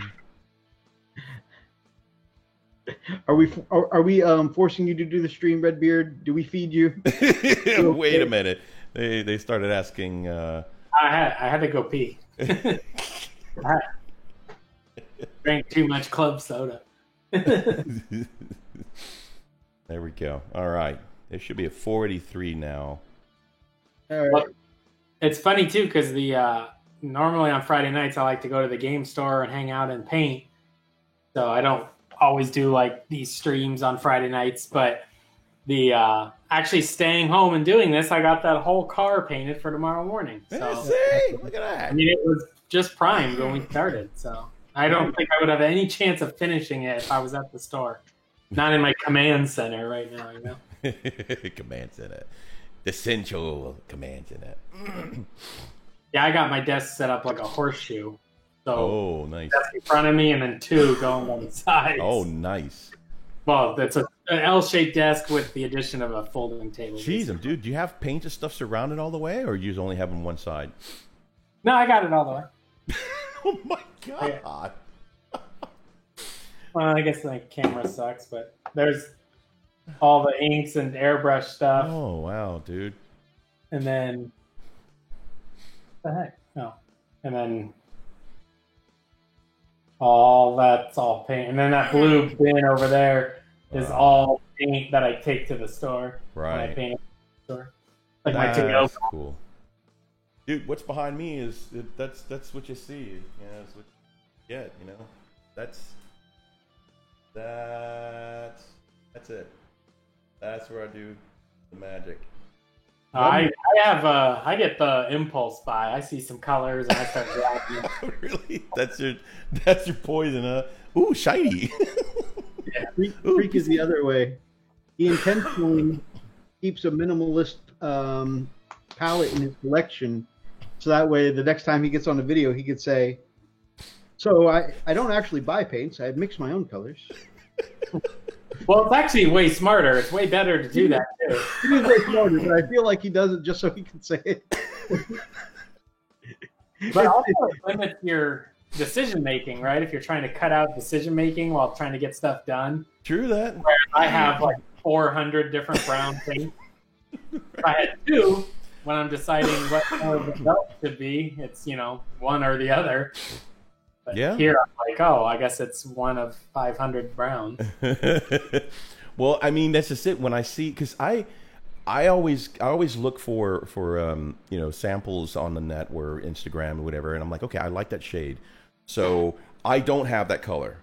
So I'm thinking, all right, I need to mix to get to that color. So I'll start mixing different colors and getting that shade. Dude, I don't even think, Mythos, you noticed this, but on that box that I sent to Running Mare, there was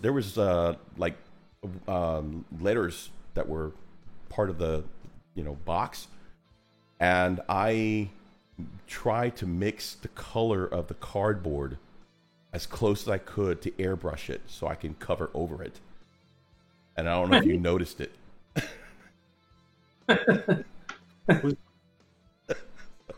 So is that for this moment right now?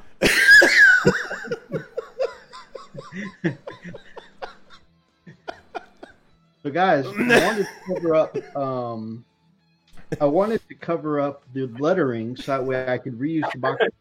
But I don't actually buy tape to tape over the box. I mix my own colors. That was for this moment right here. Airbrush secret messages onto the boxes. right. Dude, I'm freaking. I'm like, man, I don't want to send with that stupid letterage. I mean, it looks horrible, and it was solid black. I'm like, I'm gonna cover over it. I'm just gonna. Oh my gosh, it's like. Oh man. William Girl does do a phenomenal job, and her warm up board's armies always look fantastic. All right, so any closing thoughts, gents? Us two. Oh God. Oh man, that hurt. Actually, yeah, I didn't mention it earlier. There's everybody should go check out. Let me find it. Sorry, it's called Great Big Story is the channel on YouTube, and they do like little mini documentaries. So I almost daily, maybe multiple times a day. So one might be like an old Japanese guy that traditionally farms salt, and then the next one might be a guy that 3D prints prosthetic arms, or whatever. But there's one where it shows like it's like a place in Oakland, California. I'm trying to find it. Sorry, and it's like an art community center for people with disabilities. And it's so heartwarming and amazing to see, and I highly suggest it. If I could find the video, maybe I could. Oh, okay. Can I put links in the chat? No, but if you send it to me, I've got admin. On Facebook? Yep. Cool. Yeah. So when I was talking, I'm going to be able to do something more charitable than just donating the brushes to the Phoenix Children's Hospital. I will be either doing something with this one, or there's another one like this in, I think, Washington, D.C., or maybe both. I'm going to reach out to them and when I get a little more situated on shipping, and hopefully we can help them out. I mean, they look like they're well stocked with art supplies, but it's always nice to help people. That's really awesome. I remember you saying that this year you wanted, like when you did the video of you donating all those brushes and stuff to the Children's Hospital, that you wanted to go even bigger this year. Yeah, that's a big plan. I don't have it all figured out what I'm going to do yet, but it's definitely. I didn't even know these little community centers existed as just a place for people with disabilities to literally come and hang out and paint and draw. And build crafts. If you watch the video, it's amazing. They're so cool. Uh-oh, the link is too big to fit into. Hold on, I need to do this for Zane. A little music here. Kind of do this kind of. There you go. You have that recorded? Geez, you guys are moving up. Last time we just had to clap into our own microphone.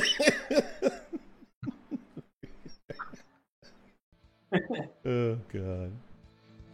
I tried to post it, my brother, but it's too big of a link for me to post. They won't let you in? Yeah. I guess, It's 277 characters big. Really?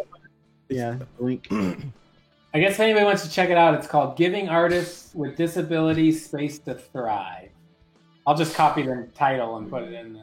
They could probably copy and paste that in the search. But it looks, I mean, if anybody's interested or a feel-good story. And it's a cool channel because you just get all the little mini documentaries, almost like little daily. I have them. I follow them on Facebook, so as I'm scrolling through my feed, it's like, oh, I'll take a 4-minute break and see who did the voice of Doug on Nickelodeon in his 2-minute documentary. Oh my God. Wait a minute, for why? I was hoping to see Mythos on I was going to comment on that. It's like, what did you do to these guys? For why? Oh, wait. Have you guys talked to your wives yet? Presumably you are streaming next week on Valentine's. Mhm. Actually, no. So we're doing 2 streams this week, hoping to make up for the fact that we will not be streaming next week. Because we both want to live through the night, and we both love our wives. Yep. And those are both equal reasons. We're not... we're not... Equal levels not of living reasons. Yeah. Equal levels of reasons. Yeah. Oh, yeah. Pause that missile. All right. So- well, that's why we're taking Valentine's off. Hopefully I won't have to play, dog. Anyways, so, Freak, any closing thoughts from you, my brother? Oh, man. Great stream as always. Really enjoyed it. I'm looking forward to tomorrow. That's going to be a lot of fun. We're 10 hours from now. Yeah, it's our first test stream on a Saturday, specifically geared for our UK friends. So Kind of. It's our first at this attempt this year. exactly. We did do the one with Phil a while back. Right, but yeah, so this is going to be actually cool. Let's see how it works out, and hopefully you guys will be able to make it. I know it might be early for some, but it's 10 o'clock a.m. Central, 4 p.m. UK time. Super excited about that. We're gonna have a good time, and man, and I just enjoy having Red Beer with us all the time. Yeah. He's just got a great personality, you know. And, he's no respecter of persons. He's an equal opportunity offender. I love it. He calls it like he sees it. So, man, thank you so much for coming on the show. Really enjoyed it, man. And hopefully we can have you back here soon. Yeah, sounds good. I'll have to catch the Saturday UK special when I get home from killing people in the deserts of Gasland. Let us know how the game goes, brother. Yeah, hopefully it's fun. Because also, another reason I picked it up is because, you know, when I go to like Adepticon, it'll be easy to throw this book and a couple little cars in my suitcase. Maybe I could get some games in. As opposed to lugging around a 40K army. Yeah, I did that the first year, and that's Especially since I was watching Apathetic Bitches video, and apparently it's hard because, you know, all the events running, it's hard to actually get a table for a pickup game. So some people are stuck carrying around their army for nothing. Well, it's... Yeah, maybe. If you brought your own terrain, it wouldn't be hard. Because, you know, it's big. There's tables everywhere. Right. Yeah, there's only like a limited area that are actually going to have tables set up with terrain. And Okay. You know, I think that is what he said, too, is that it would have been different if he had brought his own terrain. yeah, I think you would have a lot more opportunity. You know, if you, assuming you live close enough to something like Adepticon, if you brought your own terrain, you could probably set up a table and be like, just wait. I bet somebody would come play you. Because there's all kinds of people, walking in and out of everywhere. It's fun. You guys should go. All right, guys. I'm trying to see if I can. You're trying to see what? Yeah, I'm gonna show this. This is the link, but instead of posting a link, I'll actually show the video here. Let me see if it'll let me. Yeah. Oh, the documentary, the little mini doc. Yeah, I'll just see if we can show some of the, because they can actually type it in, like put in there, giving artists with disabilities a space to thrive. If they type that in under Great Big Story, they'll be able to find it.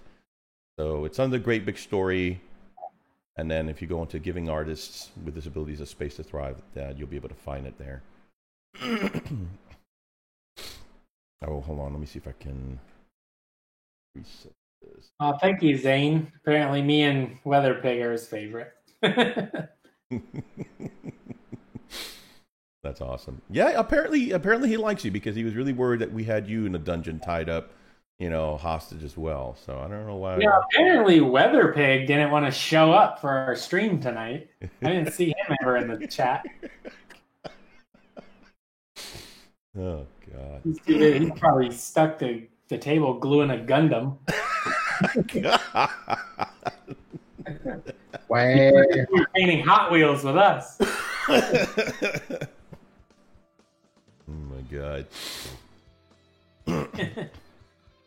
Closing thoughts for me.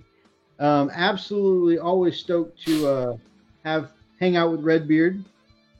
Definitely super stoked about the Kickstarter. Can't wait to get some cool dry brushes in. Yep, I'm gonna get some. And it was really good. I mean, we love doing Art of the Week to celebrate, the fellow members of the community. And as someone who's such an experienced artist like yourself, it's always good to get your feedback when we do Art of the Week. So absolutely, that's cool. Yeah, hopefully everybody knows that I'm not criticizing their work, just basically saying my thoughts on how I think it could, what I would maybe adjust or do. All right, and that is all I have. So, thank you so much for coming on. Thank you so much to everyone who was here in the chat, keeping it lit in the chat. Huh? Right. Freak, you got the call outs for this week, or you want me to handle it? Go ahead and handle it, buddy. I'm got everything else. If you don't mind. You do a good job of that. Thank you, Lily, by the way, for keeping us straight. Thank you, Lily. Right? Is that who's talking in the background? Yeah, that's the amazing Lily. Yep. Lily Pad. Yeah. From, what's that? How I Met Your Mother. How I Met Your Mother, yep.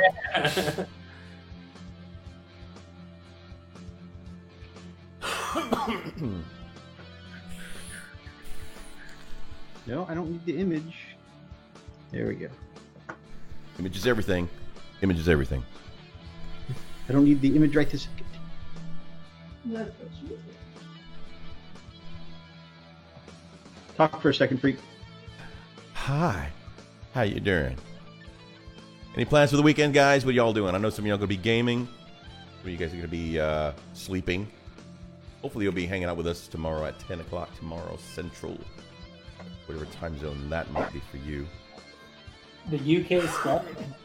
Yeah, UK is 4 p.m. Wizard of Saints painting. Mini Warbot says tacos. I said Mini Warbot.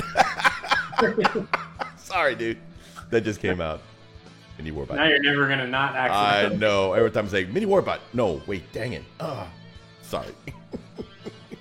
Clay Dog. Later, folks. Later, my man. Have a good night. KJ Short says, just finished my 3 figures for the stream. Congrats, man. Good job. yeah. Mini War Mutt says, yeah, you did that, butthead. Hey, it's okay. It's all right. Okay. No friends here. Okay. What happened? Maybe turn on the sexy music and start clapping again. Oh. Modeling for the Advantage says, taking a boy to a book fair for infants. There will be singing. Very cool. real cool. Running Bear, get Army painted for 2 tournaments this month if I get lucky to go. Do it, man. Do it. That's the way to go, brother. Play dog goodbye, my friends. when you warm up, no. Be gone, former lover. Because they're saying. Oh, guys, it was a great stream. Really enjoyed it. You still trying to pull it up, Mom?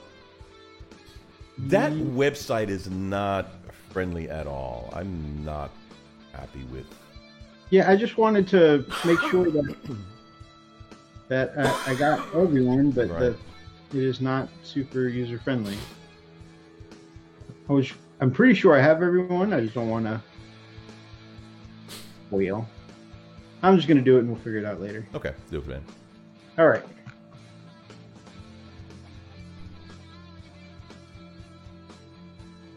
So first off, we want to thank our Blood Claw levels, starting with the Nerd Life Blood Claw Brother Richard. Next, we have Blood Claw Big Mech Dan Skull, and we've got a Blood Claw, formerly Atomic Dog, but now a Blood Claw known as the Mini War Mutt. Next, we have a Blood Claw known as Big D from the Gamecraft Dragon. Hey. We've also got a Blood Claw named Chief Live Gaming. Woohoo! Oh, man. Coming up on our Grey Hunters, we have Grey Hunter Inquisitor Zayn. Woo! I want to thank the support of Grey Hunter Brother Roxas. And finally, we want to thank him not only for our support on Patreon, but as the Smash Captain in our chat, the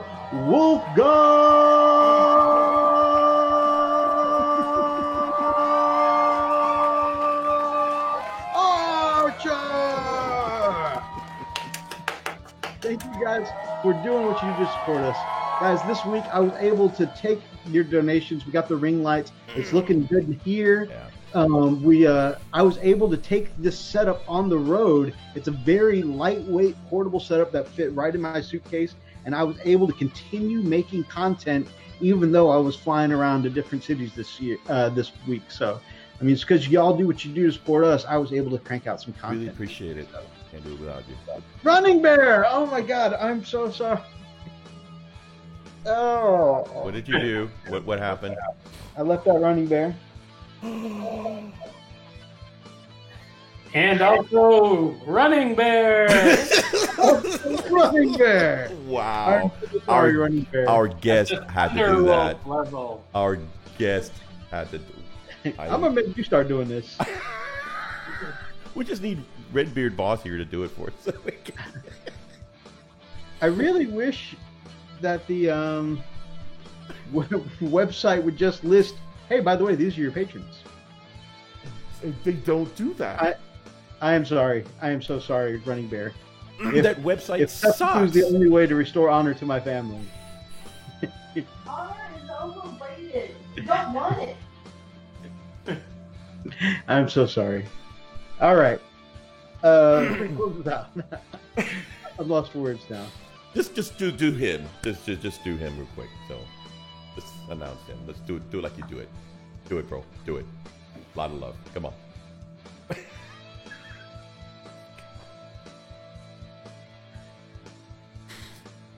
What's his level? Oh my god. Oh my god. Hey, I'm only 50% of this team.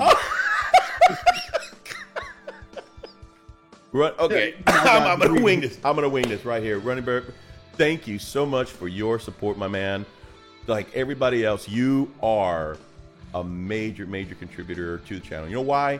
Because you show up every day, you come and hang out in the chat, you chat with us personally, and you also give us some love on Patreon. Thank you so much, my man. We love Patron you. of the month. Yay! That's right. So, thank you so much, brother. We just right. so sorry that we're gonna find a cliff to jump off. We'll hold hands as we're doing it. Just make sure that we both go together. So if you guys like this awkward mess of an episode that was only kept running by a Redbeard boss, then please make sure you grab up an axe and smash that like button in the name of the Emperor. Drop us comments down below and let me know what horrible people that freaking I are. And if you guys are not yet subscribed to the Redbeard Boss, go check out his channel immediately. Amazing content, and check out the Kickstarter, which I was going to link again, but I've apparently closed out the window because that's the awkward mess that I'm in right now. I do, for some reason, still have the eBay store up. So if you guys are interested in picking up some,